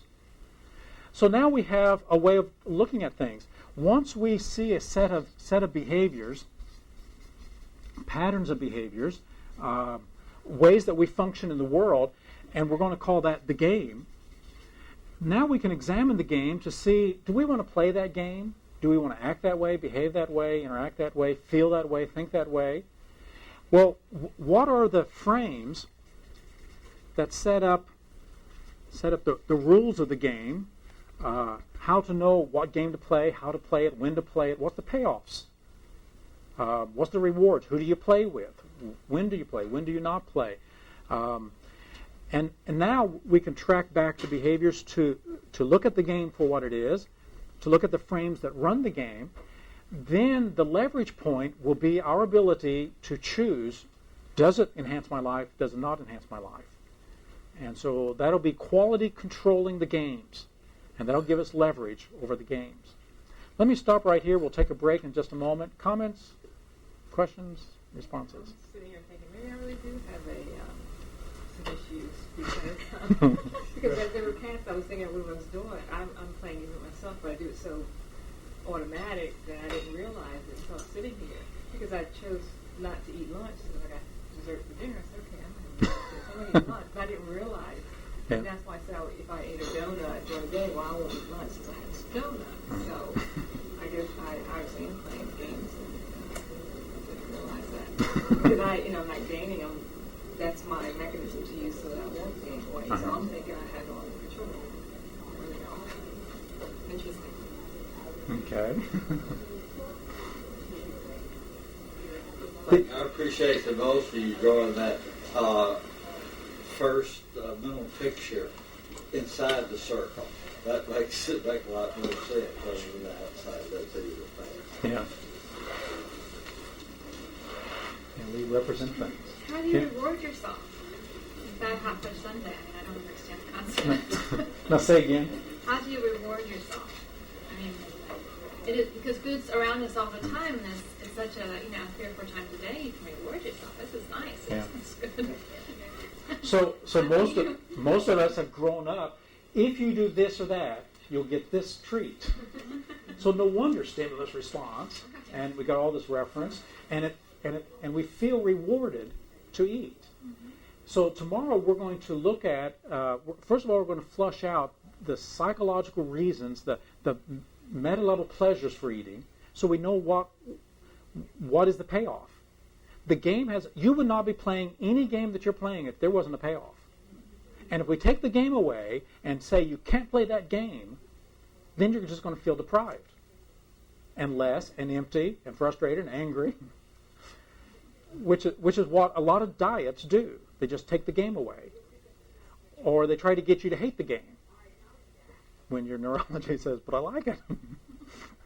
So first of all, we'll do that. Then we can track over the pleasures. And this is the wonder. This is the plasticity of the human nervous system. If I can get that psychological meaning from doing this, I mean, like some people will get it from smoking. They'll feel social. So I take cancerous leaves and squeeze them into and set them on fire and inhale this, and somehow I feel like I'm a man who's walked a mile. Or I'm a gal who's come a long way, baby. So the psychological meanings is given to the thing, because the thing doesn't mean anything in and of itself. I remember as a kid my first time trying to smoke, my last time. I said, and I was coughing and spewing. I was like, I don't like this. So what it means in and of itself is it's just food. Now that'll be one of the games we'll play tomorrow. It's just food, and that may be an altered state of consciousness for some of you. It's just food. And it's a very different game, and it's going to feel really weird when you start to play that game. But that'll be one of the. But also, we will take these psychological meanings and we'll attach them to other things, because things can get attached, and we'll talk about that. How that psychological meanings can get attached to anything. I mean, when you think about what's happened in our country here in the last few weeks with people getting a sense of spirituality by terrorism. This is for God. Well, how does that connect? I mean, it seems irrational. That's not the matrix I live in. Killing anybody, especially innocent women and children and men, killing innocent people, that doesn't make me feel more spiritual. But if you got that connected, then it makes sense. And so a person is driven that way. So that meaning, we are meaning makers, and meaning doesn't exist out there. I like to say that as I walk through this hotel, I never stumble over hunks of meaning and wonder, who left it here? Didn't they take it home with them? That meaning is a function of the mind, and it's an ongoing dynamic as I give meaning to things, and the meanings you give to things, the frames of meaning, the frames of mind, the word meaning is real interesting. From German and Middle German, it means to hold in mind. Hold in mind. So it's your frames. Whatever you hold in mind, that's what it means to you. Whatever you carry with you and hold in your mind is your meaning, and do that very long, and it informs your body so it feels right. Hold in mind. Hold in mind. Is the meaning of meaning. It's still the meaning I give it, though. Whatever. Because I'm holding it. Because I'm holding it. So as long as you hold it, that'll be the meaning you're giving to it. That's why we carry our meanings with us. That's why someone who has amnesia and is like, I can't remember, what does that mean to me? I can't, because they're not holding it in mind. So when we don't hold it in mind, the meaning doesn't exist at that point. So to create new meanings, we've got to take it and get it to where we hold it in mind. And mind is very much like the rest of our bodies. Repeat anything long enough and it'll habituate. And then it'll be our frame of mind. Which is why the earliest we program, we give a child information again and again, it becomes their frame of mind and sets the meanings that they're going to get, which is what then sometimes can make the work of changing a meaning more difficult. But meaning is a process, and we give it meaning, and once you know the meaning-making process, then you can change. I refuse, and that'll be one of the games we'll play tomorrow, I refuse to give it this meaning anymore. Because we have that power. I refuse to look at it from that perspective and give it that meaning anymore. It is no longer reward. It is no longer love. It is no longer survival. It is fuel. It is just food. And once we give it that, then we semantically deload it. Anybody who has any problem with food, whether your mind just on it all the time, it's because we semantically have loaded it up. It means too much to us. And when we don't give it that much meaning and give something else more meaning, then that means, and it becomes semantically loaded. In fact, part of what we'll do with frame games today is to look at some of the semantically loaded facets of our life. What is semantically loaded for you? Well, one thing I know for every one of you here is that learning and growing and developing must be important. Because you invested your time, your energy, your money. And when people play that game, the learning game, the development game, the growth game, when you play that game, then it must mean something to you that is significant enough to get you to do that. Whereas there's lots of people who may give lip service to it, but it's not semantically loaded. I have a question. Is this the break?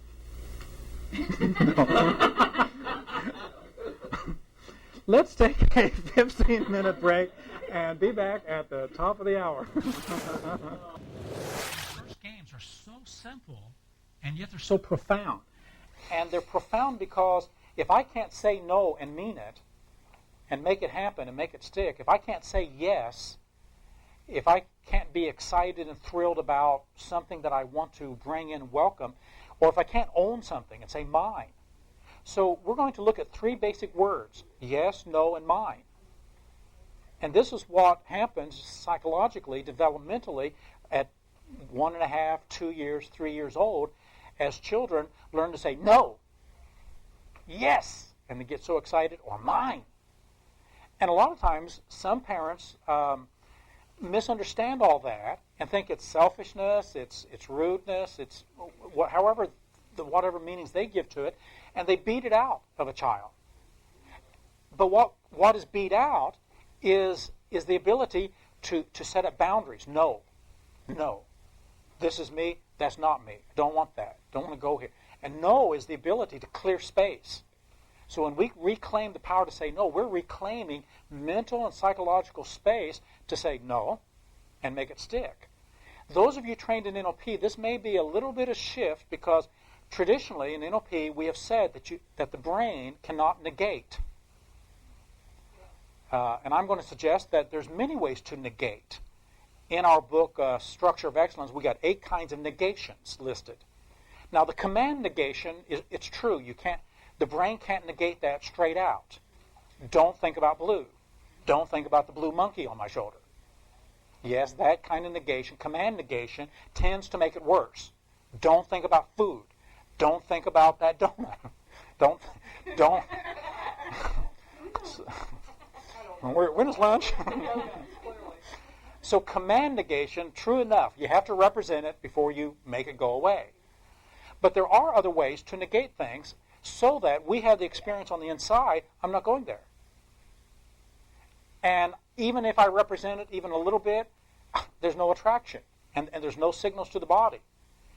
So that there are times and places where if I suggest certain things to you, you're not going to go there.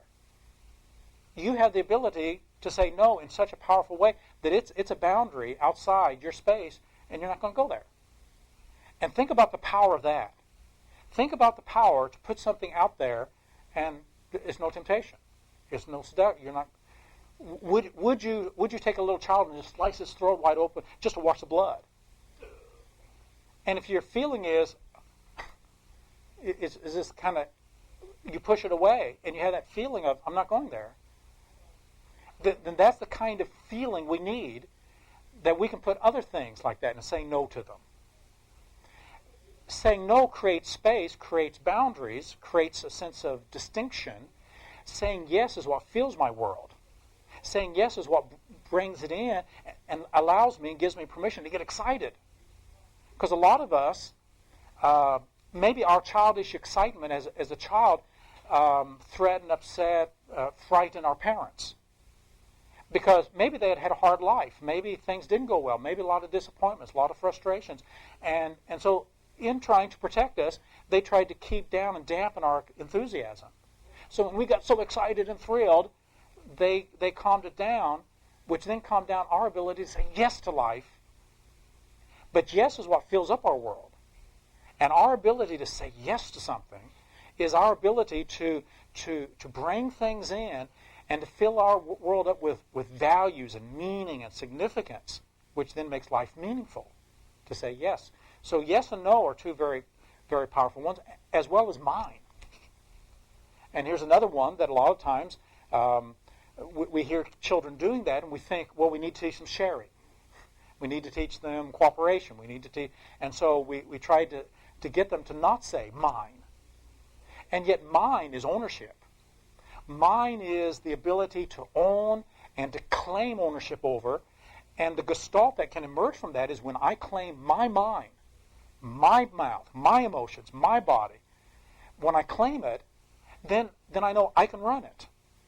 And it gives me that sense of responsibility that is an exciting thing. I'm able to respond.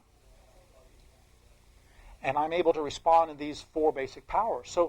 So these 3 patterns, yes and no and mine, I think are some of the most basic games that we need to play that creates empowerment. And so that's what we've entitled here the personal empowerment games. These personal powers that allow us to really take charge of our consciousness and our choices and our way to move through the world. I came upon the power zone when I was working with a bunch of boys, 14 to 18, who were locked up and had been committed there for violent crimes. And I came in to do anger control with them. And I found out very early that to use the word responsibility was just a semantically loaded word that all of them were just ready to, fight me with, asking them to be responsible. So I changed it to response power instead of responsibility, response power. Do you have the power to respond?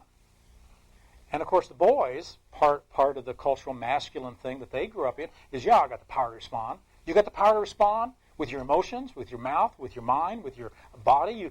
You've got that power. And so every time they would say, well, he makes me, or she makes me, or you make me.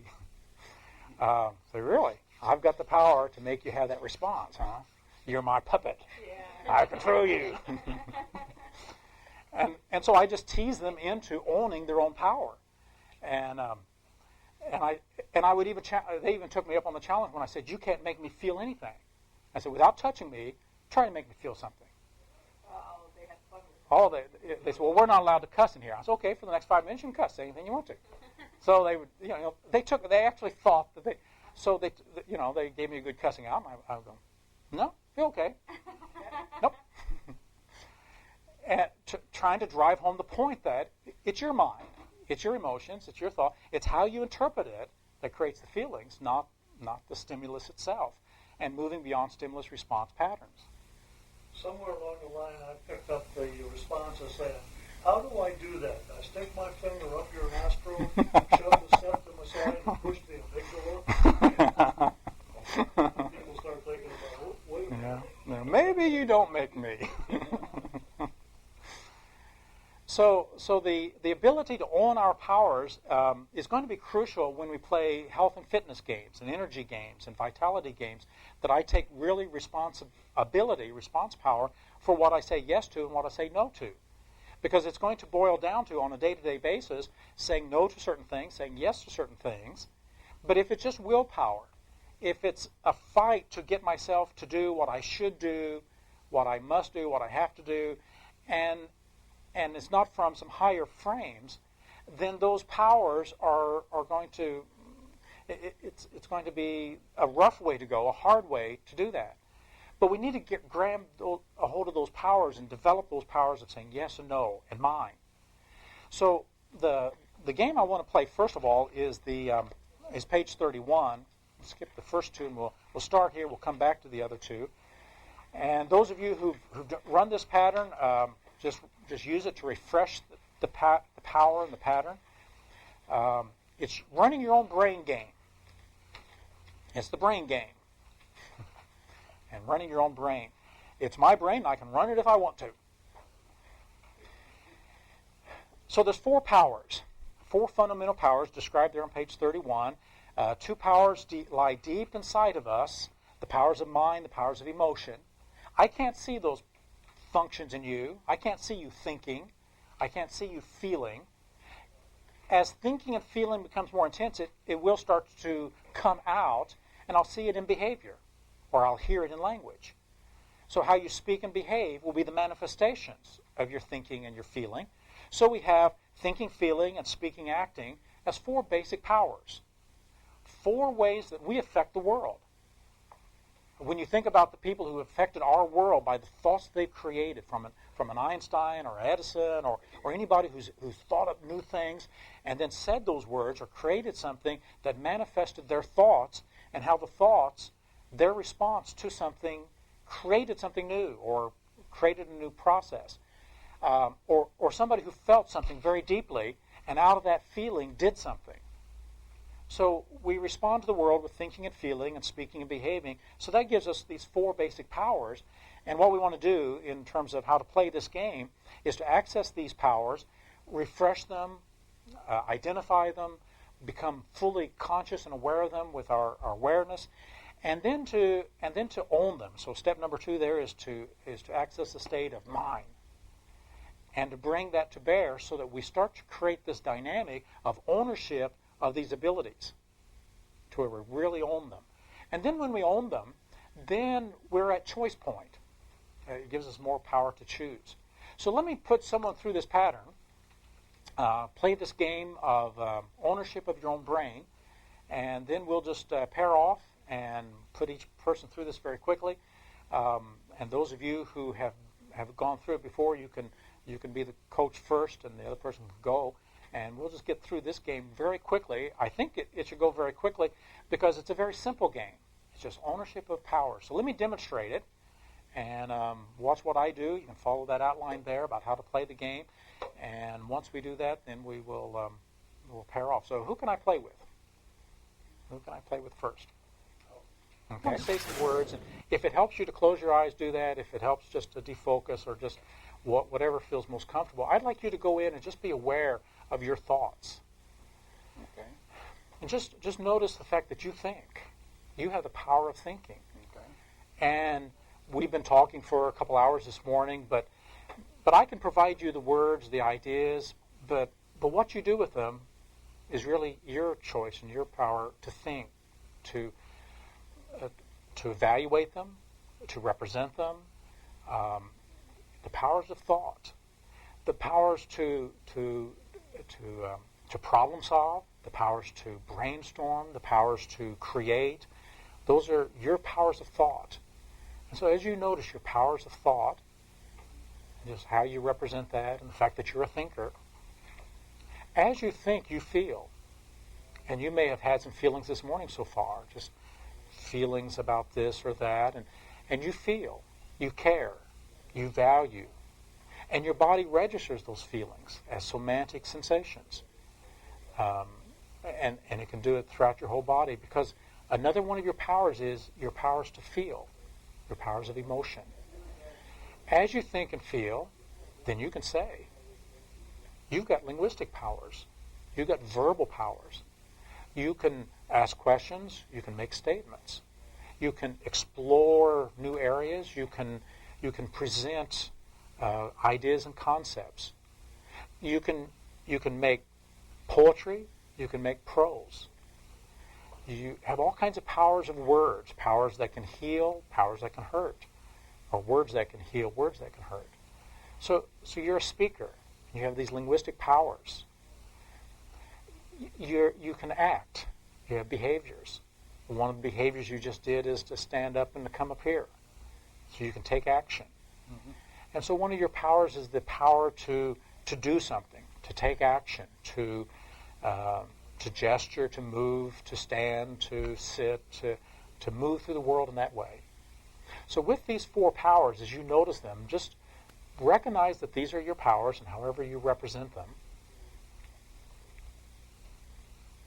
And I'd like you to use one of your powers right now, and that is the power to think and to feel the sense of ownership. So as you scan your mind, think about something that you own so completely, so thoroughly, that if I said, can you say mine to that, every fiber in your being has the ability to say mine without question. And I would encourage you to think small, simple. It could be my glasses. It could be my teeth. It could be my underwear. So if I said, was that your toothbrush? Can I use that toothbrush? And your response was mine. I want the feeling of mine. Okay, I've got something. Okay. Because your ability to say mine to it with every fiber of your being, without any question, without any doubt, that you can say mine, is your ability to own it and to know that it's yours. Okay, so you got that feeling? Go to that feeling of mine and just notice what it feels like inside your body. Give me the breath of mine. Give me the muscle tension of mine. Mine usually is very relaxed. Okay. More relaxed. Mine. Things that belong to others. It doesn't matter to me. Okay. So go into the breath of mine, the muscle tension, relaxation of mine, the voice of mine. And what I'd like you to do is to access that state and then to increase it until you have a sense of, if 10 is absolute, you have a sense of 7 or 8 or 9 on that scale of mind. So it's a strong sense of mind. Okay. Okay, you got that? Mm-hmm. Okay, feeling that, just feel that feeling of mind. And I'd like you to feel that about your thoughts. Mine. Other people can offer me thoughts, but the thoughts I think are mine. Okay. Feel that about your emotions. My emotions. Mine. They can offer me triggers to get me to evoke emotions, but whatever emotion I choose to respond is mine. Mine. That one's harder. Okay, so feeling the feeling of mine, that sense of mine, that sense of ownership. And then as you feel that, now think about your emotions. Bring mind to your emotions. Okay. My emotions. And to your speech. My words. My language. My skills of saying things. They can trigger me. They can ask me to say things, but what I say, what comes out of my mouth is mine.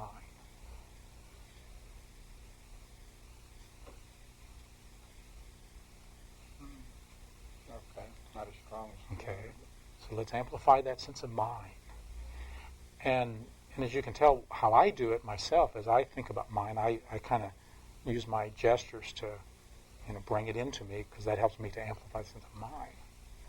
Mine. So you may want to use a gesture. A gesture can become an anchor. I have a very visual. Okay. So use that visual there as your anchor to mine. And as you feel that and amplify that, let that double. What if it doubled in intensity? And feeling that about your speech and feeling that about your behavior.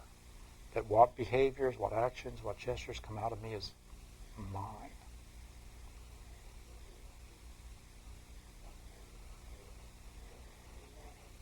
I can get about 80%. Okay. Well, that's good enough at this point. I have a voice that sings. So that's not true. Okay. So here's another frame. Here's the way it's supposed to be. Yeah, here's another Here's frame. the way it is, really. Not Yeah. supposed to be. So what we're doing is reclaiming this, and sometimes the other frames will be the voices of those frames or the ideas of those frames will almost like a frame war going on. And if you're clear that it is your voice, it is your behavior, it are your thoughts, they are your emotions, if you know that those are yours, then as you claim it, and it may be uncomfortable with some of the voice questioning or doubting, what we want to do is just take that sense of mind and apply it to the thoughts, the feelings, the speech, the behavior. And just keep doing that. So we send your brain in that direction.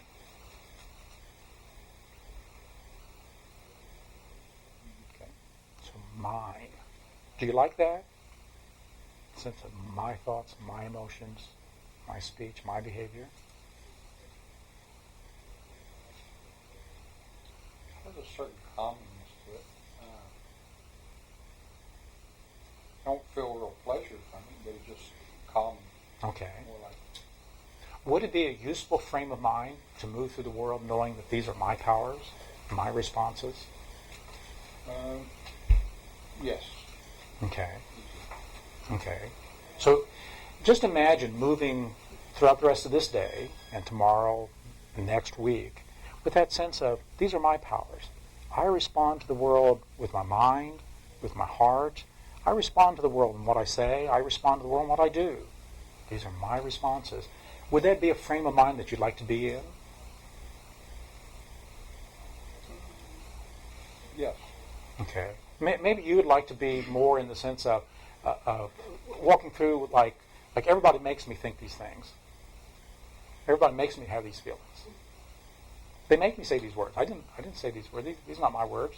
They're Pascal's words. Pascal made me say these things.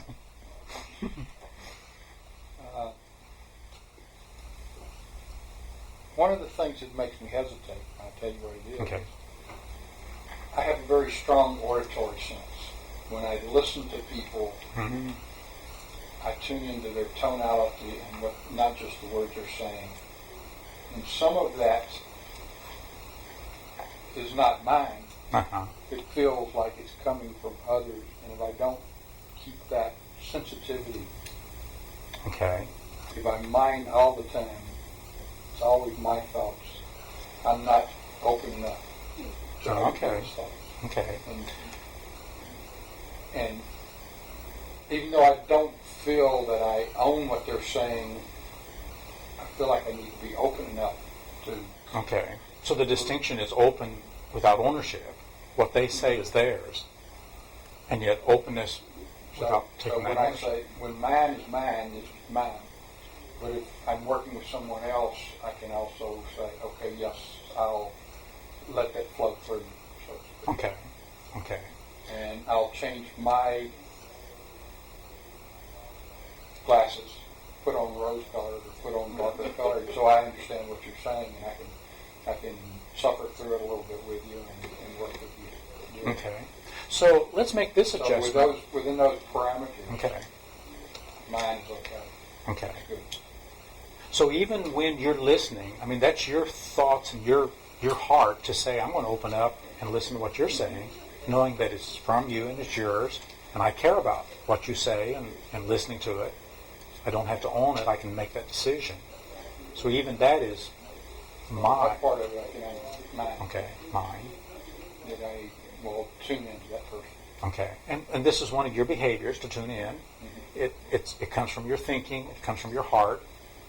And then how you talk, how you invite them, that's And part of move my yours. scale up to the top Okay, and broke through the 80. okay, I can see a scale.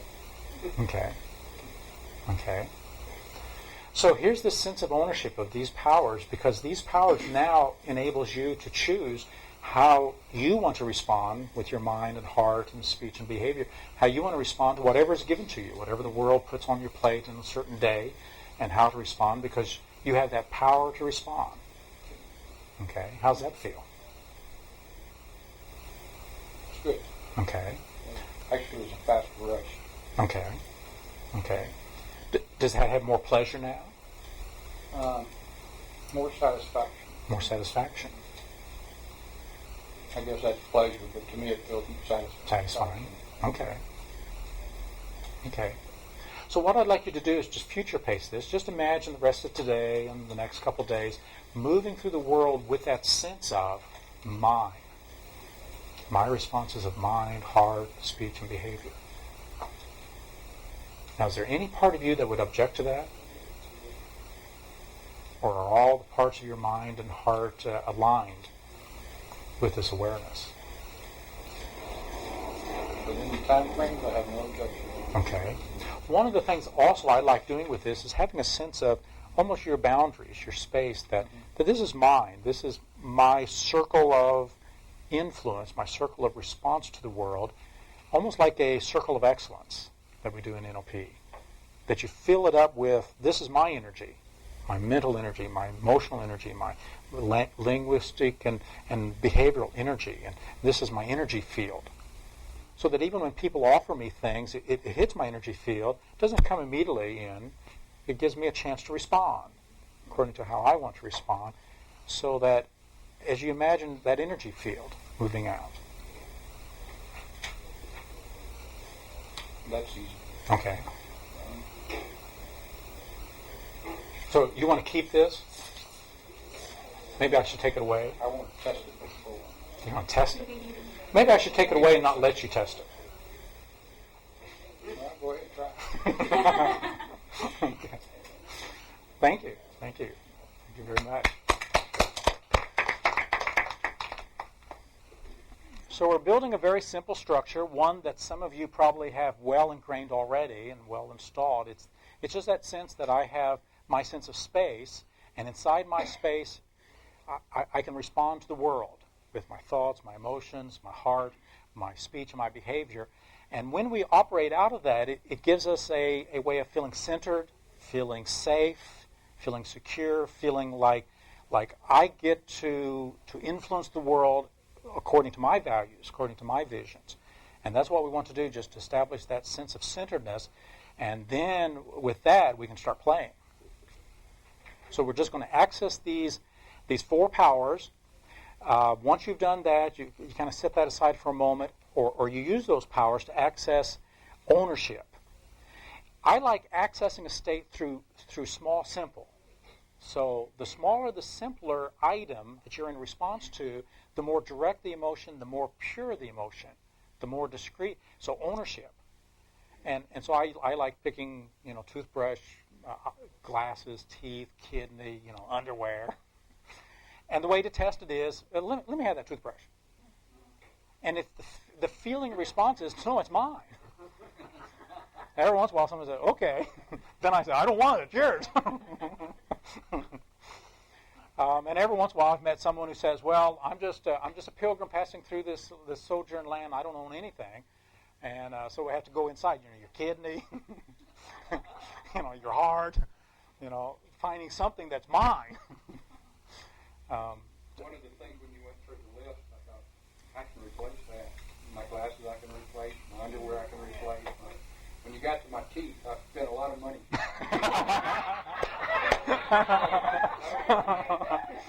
Okay. I don't share a lot of time to make sure that I keep I thought something you found would be stronger too. The problem is, when you ask the question, does every fiber in your being say mine, then it's just this thing. Well, my glasses, yes, it's mine, and it's custom made, but I can replace it.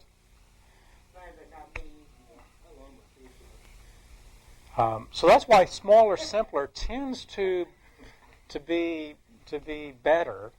And so go through a menu list until you get that. It's the feeling that counts. When we do setting the frames or setting metastates, it's the feeling, and it's the intensity of the feeling that we then, as it were, reflect back to ourselves and set that we're feeling this sense about that.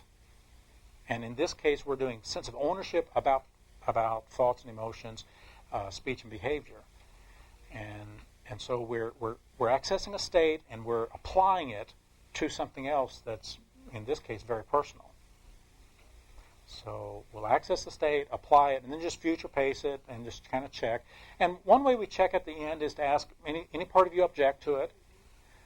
This occurred before I even asked the question, so Richard was already there, and I had a sense that it wasn't settling. There was something going on, and so it came out. And this is a great way also testing the frames, seeing what other frames or references are there that holds us back. But asking any part, and then I always like asking, are all your parts aligned with it now? And sometimes, to give ourselves a chance, we can't say, okay, for the rest of your life. We have to say, let's test this out for a day or so. You willing to play with this and test it for a day or so? And so within those time parameters, okay, I'm willing to see and to test it, to give it a chance. And so those are the ways that we give ourselves a chance to get started. So any questions about how to do the process? Those of you who have been through accessing your power zone, raise your hand. Okay, so if each of you will get somebody who hasn't been through it, then let them go first and you coach them through it, and that'll make it a little bit easier. And, let's do 10 minutes each, so 20 minutes. 20 minutes, we will reconvene, debrief.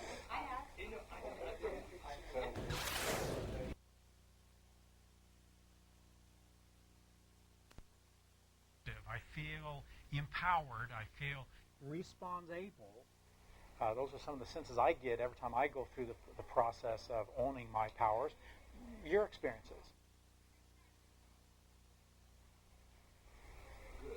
Good. Did anybody get an emotional charge from it? That it felt like it was Yeah, I got in touch with the feeling I've been out of touch with for a long time. That's kind of a global feeling that I feel towards other people in the world. A feeling of just love that just exudes everywhere. And I've really been out of touch with it. And getting back in touch with that was great. Huh. Great. Okay. Big charge. So we've done something general like my ability, my heart, my thoughts, my heart, but when we take something specific, and sometimes that's one way to drive a pattern like this home, what is your thought or emotion that, as your response to a specific thing or a global thing, that you want to use as your way of being in the world? And sometimes that will help to amplify and create more of a charge with this particular pattern, that this is my frame of mind as I move through the world. Okay. Other responses? Well, I just realized I have a visual picture of myself when I think about ownership of power. That's like, it's almost like being bigger, being, my body is taller and straighter, and I imagine space between me and people that's a bigger space, and just have an idea that I've like expanded something. Okay. Cool. Yeah, right. You've seen Matrix. At the very end of Matrix, as Neo discovers that it's his Matrix, and he takes this breath, and the walls in and out. I want to see this movie. Just ignore the violence. I mean, that's just the movie magic there. I mean, I see the violence part. Like, come on, get on to the good stuff. But there's some good, the sense of being larger in our world. So one of the representations we all have is, how big do I sense myself? How powerful or in charge do I feel of myself as I think about myself moving through the world? Is it my brain? Is it my heart? Is it my speech and being? Are these really my powers, or am I just a victim of whatever is coming at me? And it's so easy to have the other, because we're born that way, and when we're born, we have very little control over consciousness or the manipulation of our representations, and whatever is said to us just comes in. And if we haven't said some no's and created that sense of space, then it feels like the world is making us, and it doesn't take much of a trauma or a few repeated traumas to really feel at the mercy of the things that happen to us. And it happens much more impactfully as children, but it can happen to us as adults.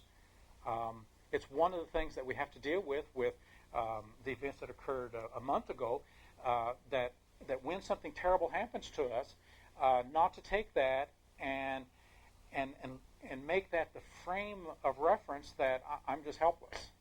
I can't do anything about this. It just came out of the blue and it shocked me, so that must be the true map of reality. And that's the most dangerous thing from a trauma standpoint, that sometimes things do impose and intrude into our lives, unwelcomed, unwanted, and painful.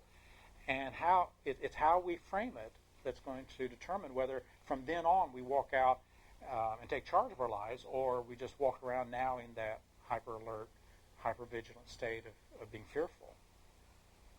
So that sense of being in power, that sense of swelling up in our energies, that we can do something about it.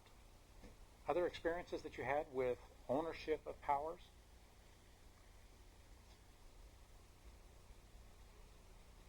We like to say in NLP, it's your brain.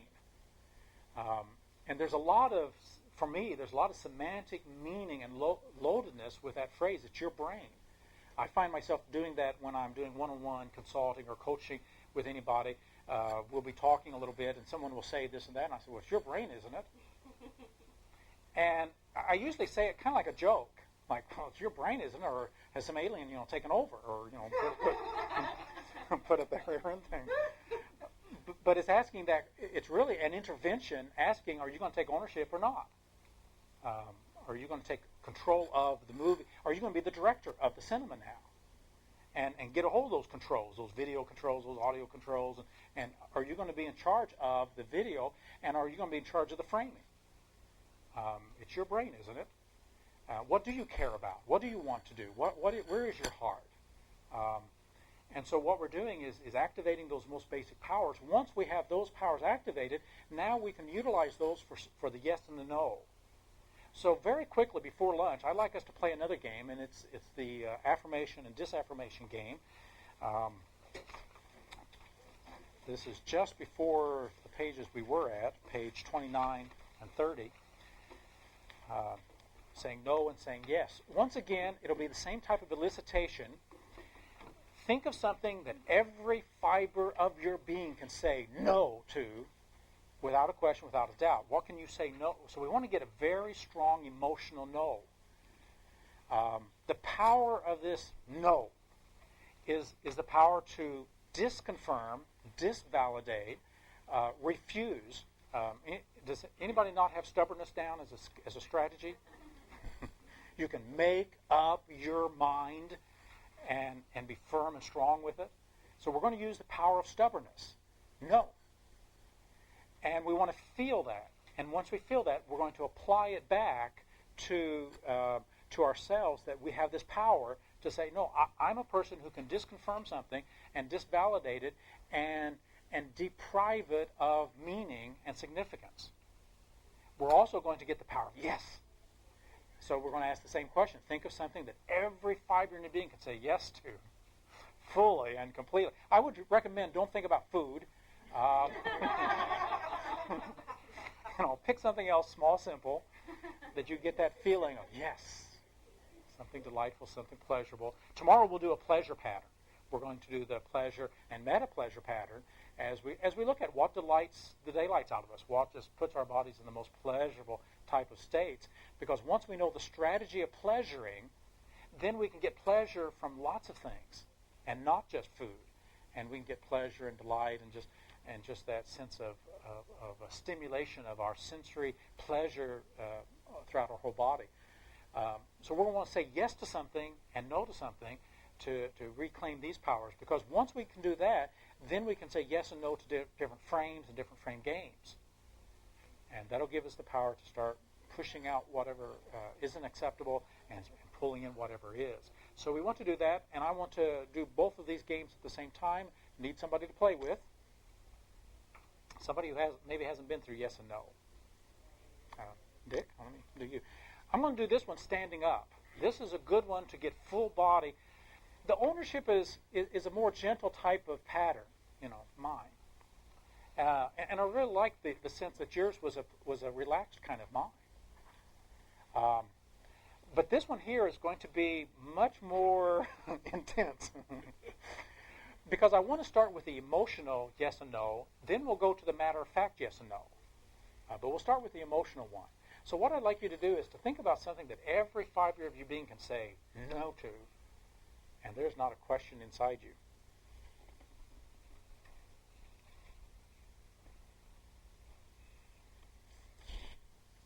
Now, just to give you a menu list of things I like to think about, if there was if there was a speeding bus here and a little child, precious little boy, little girl, 2 or 3 years old, would you push that child in front of that bus just to watch it be splattered? No. Maybe you would.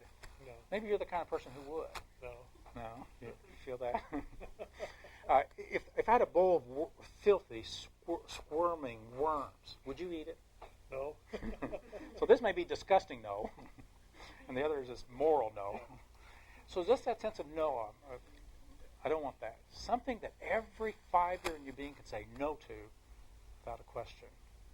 So something that I know I can say no to without any doubt at all. Right.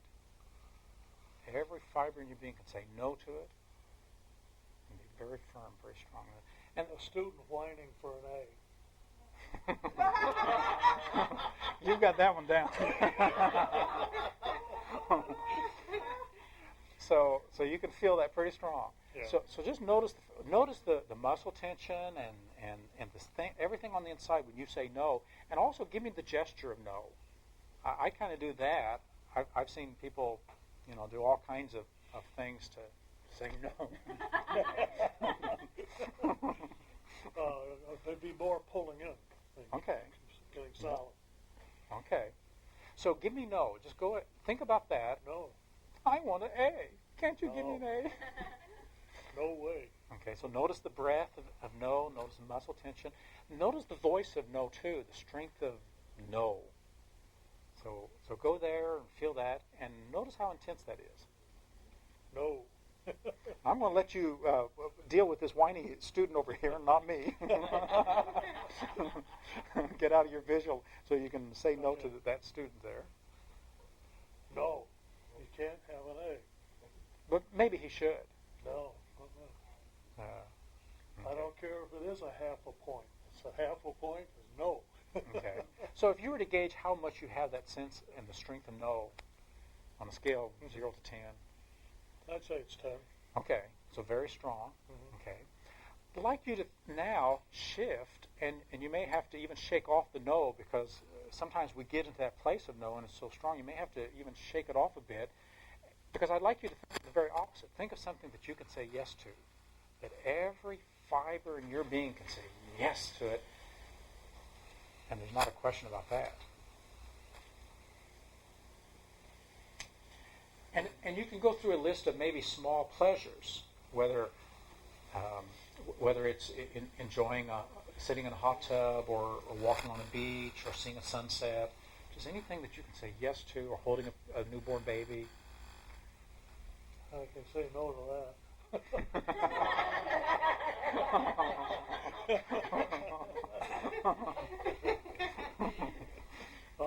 Yes. What can I say yes to? Learning. Okay. Learning something new. Okay. So when you think about learning something new, you're there. Feels good, yeah. Okay. You can say yes to that. Yes. So say yes to that. Just imagine that and saying yes to that. Yeah. Okay. And how intense is that? Not quite as intense as no, but pretty intense. Pretty intense. Yeah. Okay. So every fiber of your being is fully aligned with yes. Yeah. Okay. So let me hear your yes. Let me hear. Yeah. Yeah. Yeah. One of the things I'd like to do is to get the emotional yes rather than a matter-of-fact yes, because matter-of-fact yes actually is stronger. Because when I say yes, and it's matter-of-fact, it's my structure of reality. Whereas the emotional yes is not as strong, but the emotion is what can build up to get to that matter-of-factness. And because we're doing a metastating process, the more emotion in it, the better. So maybe if we went to something like, do you enjoy a back massage? Yeah. And there may be some other physical things that you could say yes to. That would be more emotional. Yes. Because we want the feeling of yes. That's exciting. I don't know. I guess I get the feeling of yes is what I had a couple minutes ago. Yeah. Okay. Pointless. Okay. But you labeled that as knowing, right? No, yeah. But knowing and Okay. feeling are the same, almost the same. Okay, so when you think about owning your powers and the experience you had a few minutes ago, that was one of those yeses? Okay, so go into the yes and just feel that. And as you do, notice the breath of yes. Notice the muscle tension of yes. Notice the eyes and the countenance and the face when you look at something and say yes. Okay, maybe the smirk of yes. But the whole physiology, all your neurology of yes. Yeah. Okay. I'd like you to contrast that now to no. And the breath of no, the muscle tension of no, the strength of no, the power of no. Are you saying breath Breath. or breath? Breath. B-R-E-D? No, like your breath. Oh, okay. When you're breathing and saying no Yeah. versus yes. My breath is very different Yeah. in the two. No is down and out, and yes is up and in. Okay. Okay. So these are two basic powers that we can own and then use. And with regard to this, I'm just going to let you pick out any kind of a pattern or a belief that you would like to say no to and a pattern or a belief that you'd like to say yes to. And the ecology of this, we need to check it first so that we make sure it's ecological as you say that. It may be a game that you want to say no to and a game you want to say yes to. It may be a belief. It may be a belief that I can make this happen. The belief that I can't make this happen, I can make this happen. It can be some. At this point, we're just wanting to utilize these two powers, and so we'll pick out something that's very Is the game simple. okay? Because like I was talking to you earlier, I'm trying to help my son detox from alcohol. Okay. And he keeps coming to me and say, Dad, is it time for that Valium yet? And it's got another half hour to go. And I keep on to say, no, it's not time.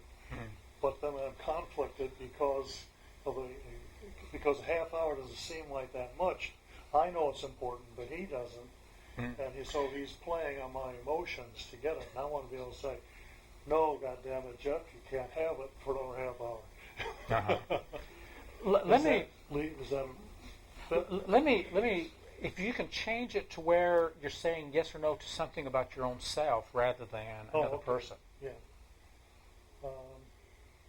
It may be I say no. I refuse to be tricked or manipulated by someone else's needs when we've already set up the rules of how we're going to interact. No, that I'll deny my own integrity. Yes, that I'll stay true to the integrity of what we've agreed with. No, it doesn't fit. Okay. Or if we want to apply it to health, food, and fitness. How about getting out of bed? Okay, say Whether no I to say, stay. yes, I'm going to get out of bed, or no, I'm not going to get out of bed. So what's the pattern? Or what's the belief? Or what's the...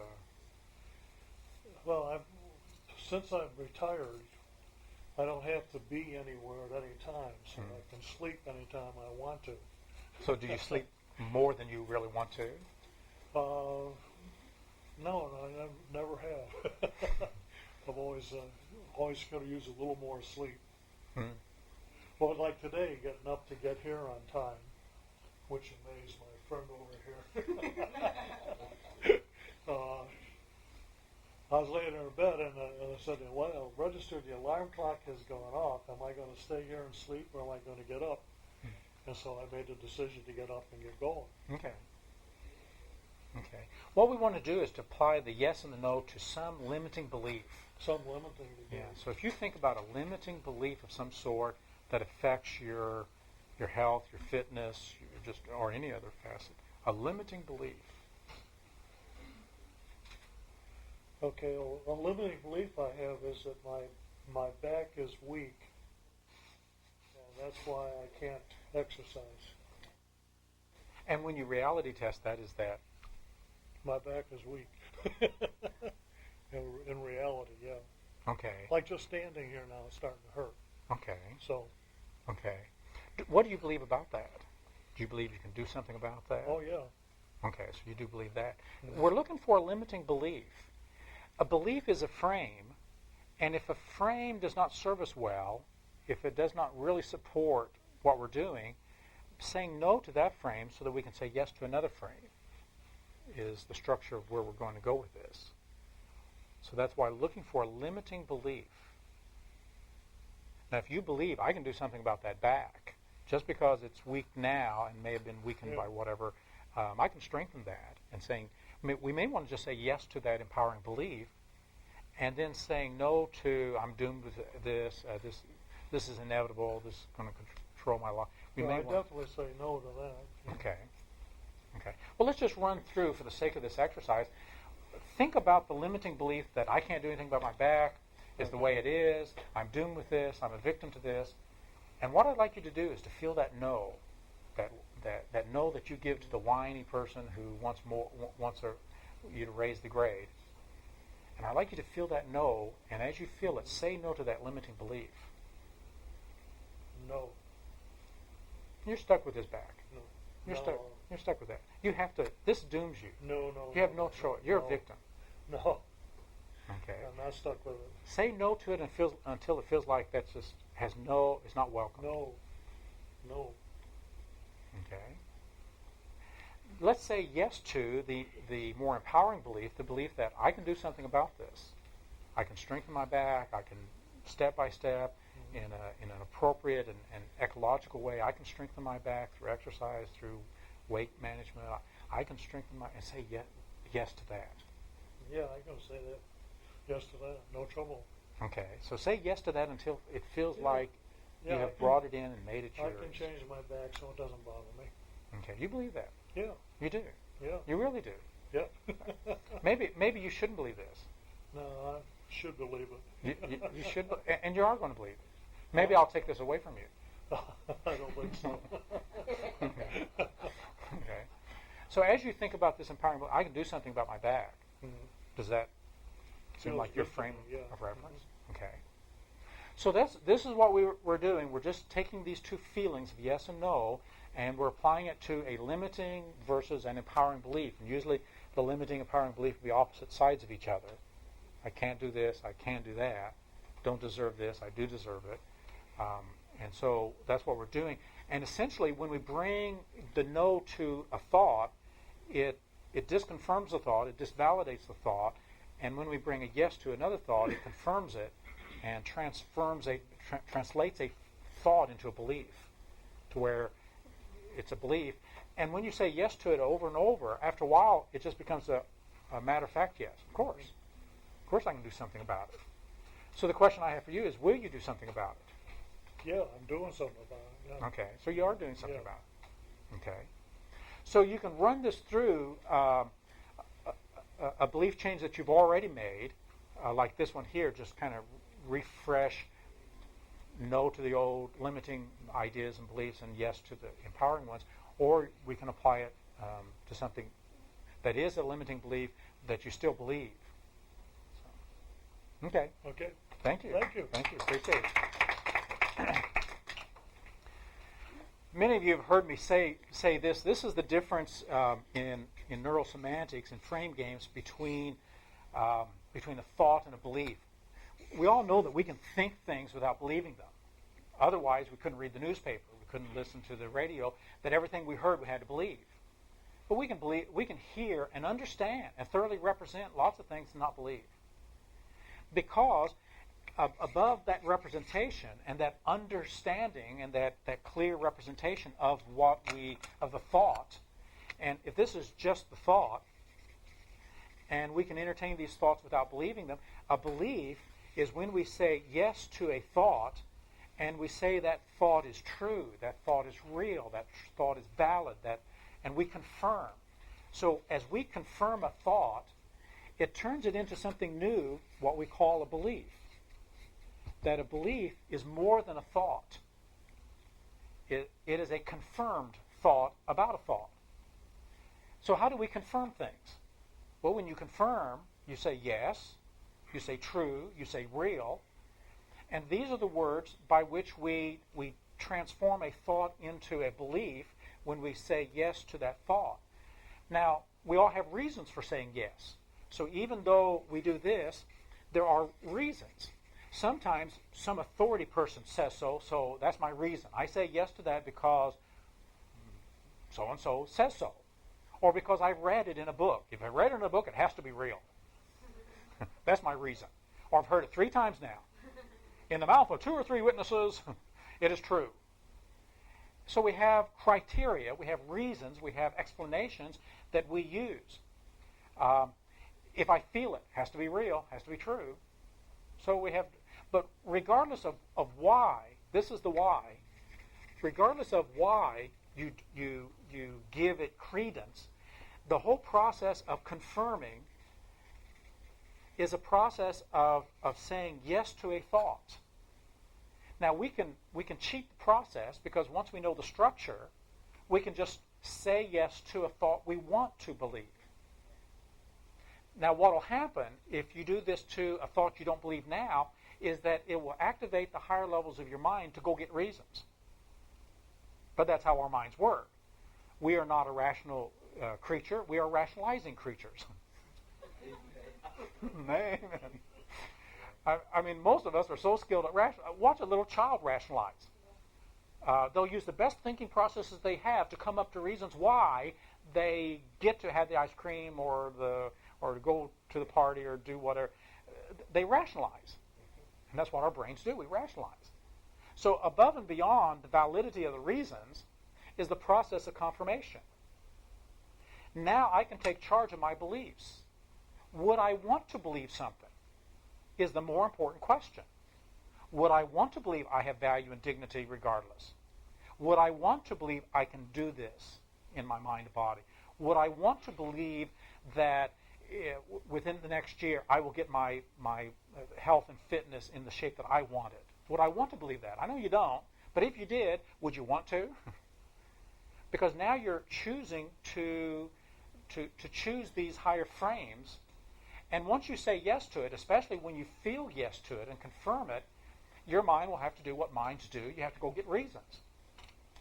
And because you get your reasons, it'll make more sense. If I give you my reasons, then they be my reasons, and they may make sense, they may not. They may fit, they may not. But when you get your reasons, so instead of fooling with this, we're just going to get the state of yes at this level. We're going to feel it, strengthen it, and bring this yes to the thought that we want to become our program, to become our frame, to become the game that we play. So we may have to at first ask, what's the thought that now is a belief that you need to say no to? So we'll clear space, as it were, because that's how a belief is turned into just a thought.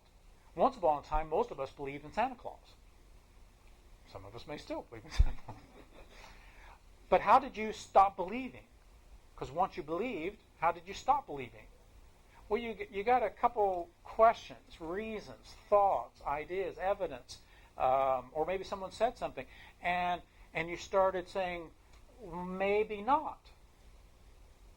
So you did the maybes. The maybes starts to question it until the point where you say, no, it's not true. When you said, no, it's not true, you turned it from a belief back into just a thought. Now, I watched Santa the Claus a couple years ago when Tim Allen put out that one, and he gave me some new evidence of how Santa Claus could get down chimneys and non-chimneys. And I thought, maybe it is true.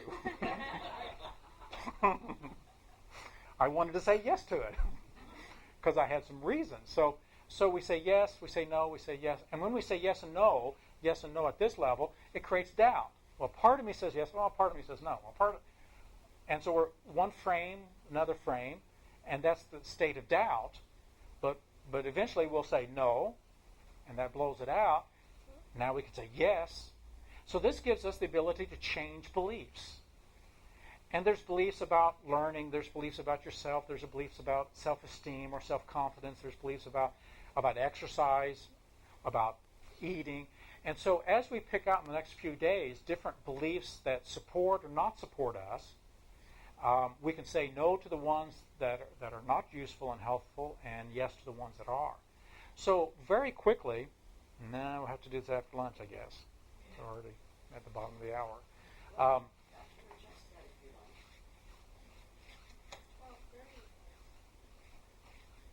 So well, the bus leaves at 12:45, so we'll just pick it up right after lunch. So when you come back and you're feeling really guilty, we'll say no or yes. No.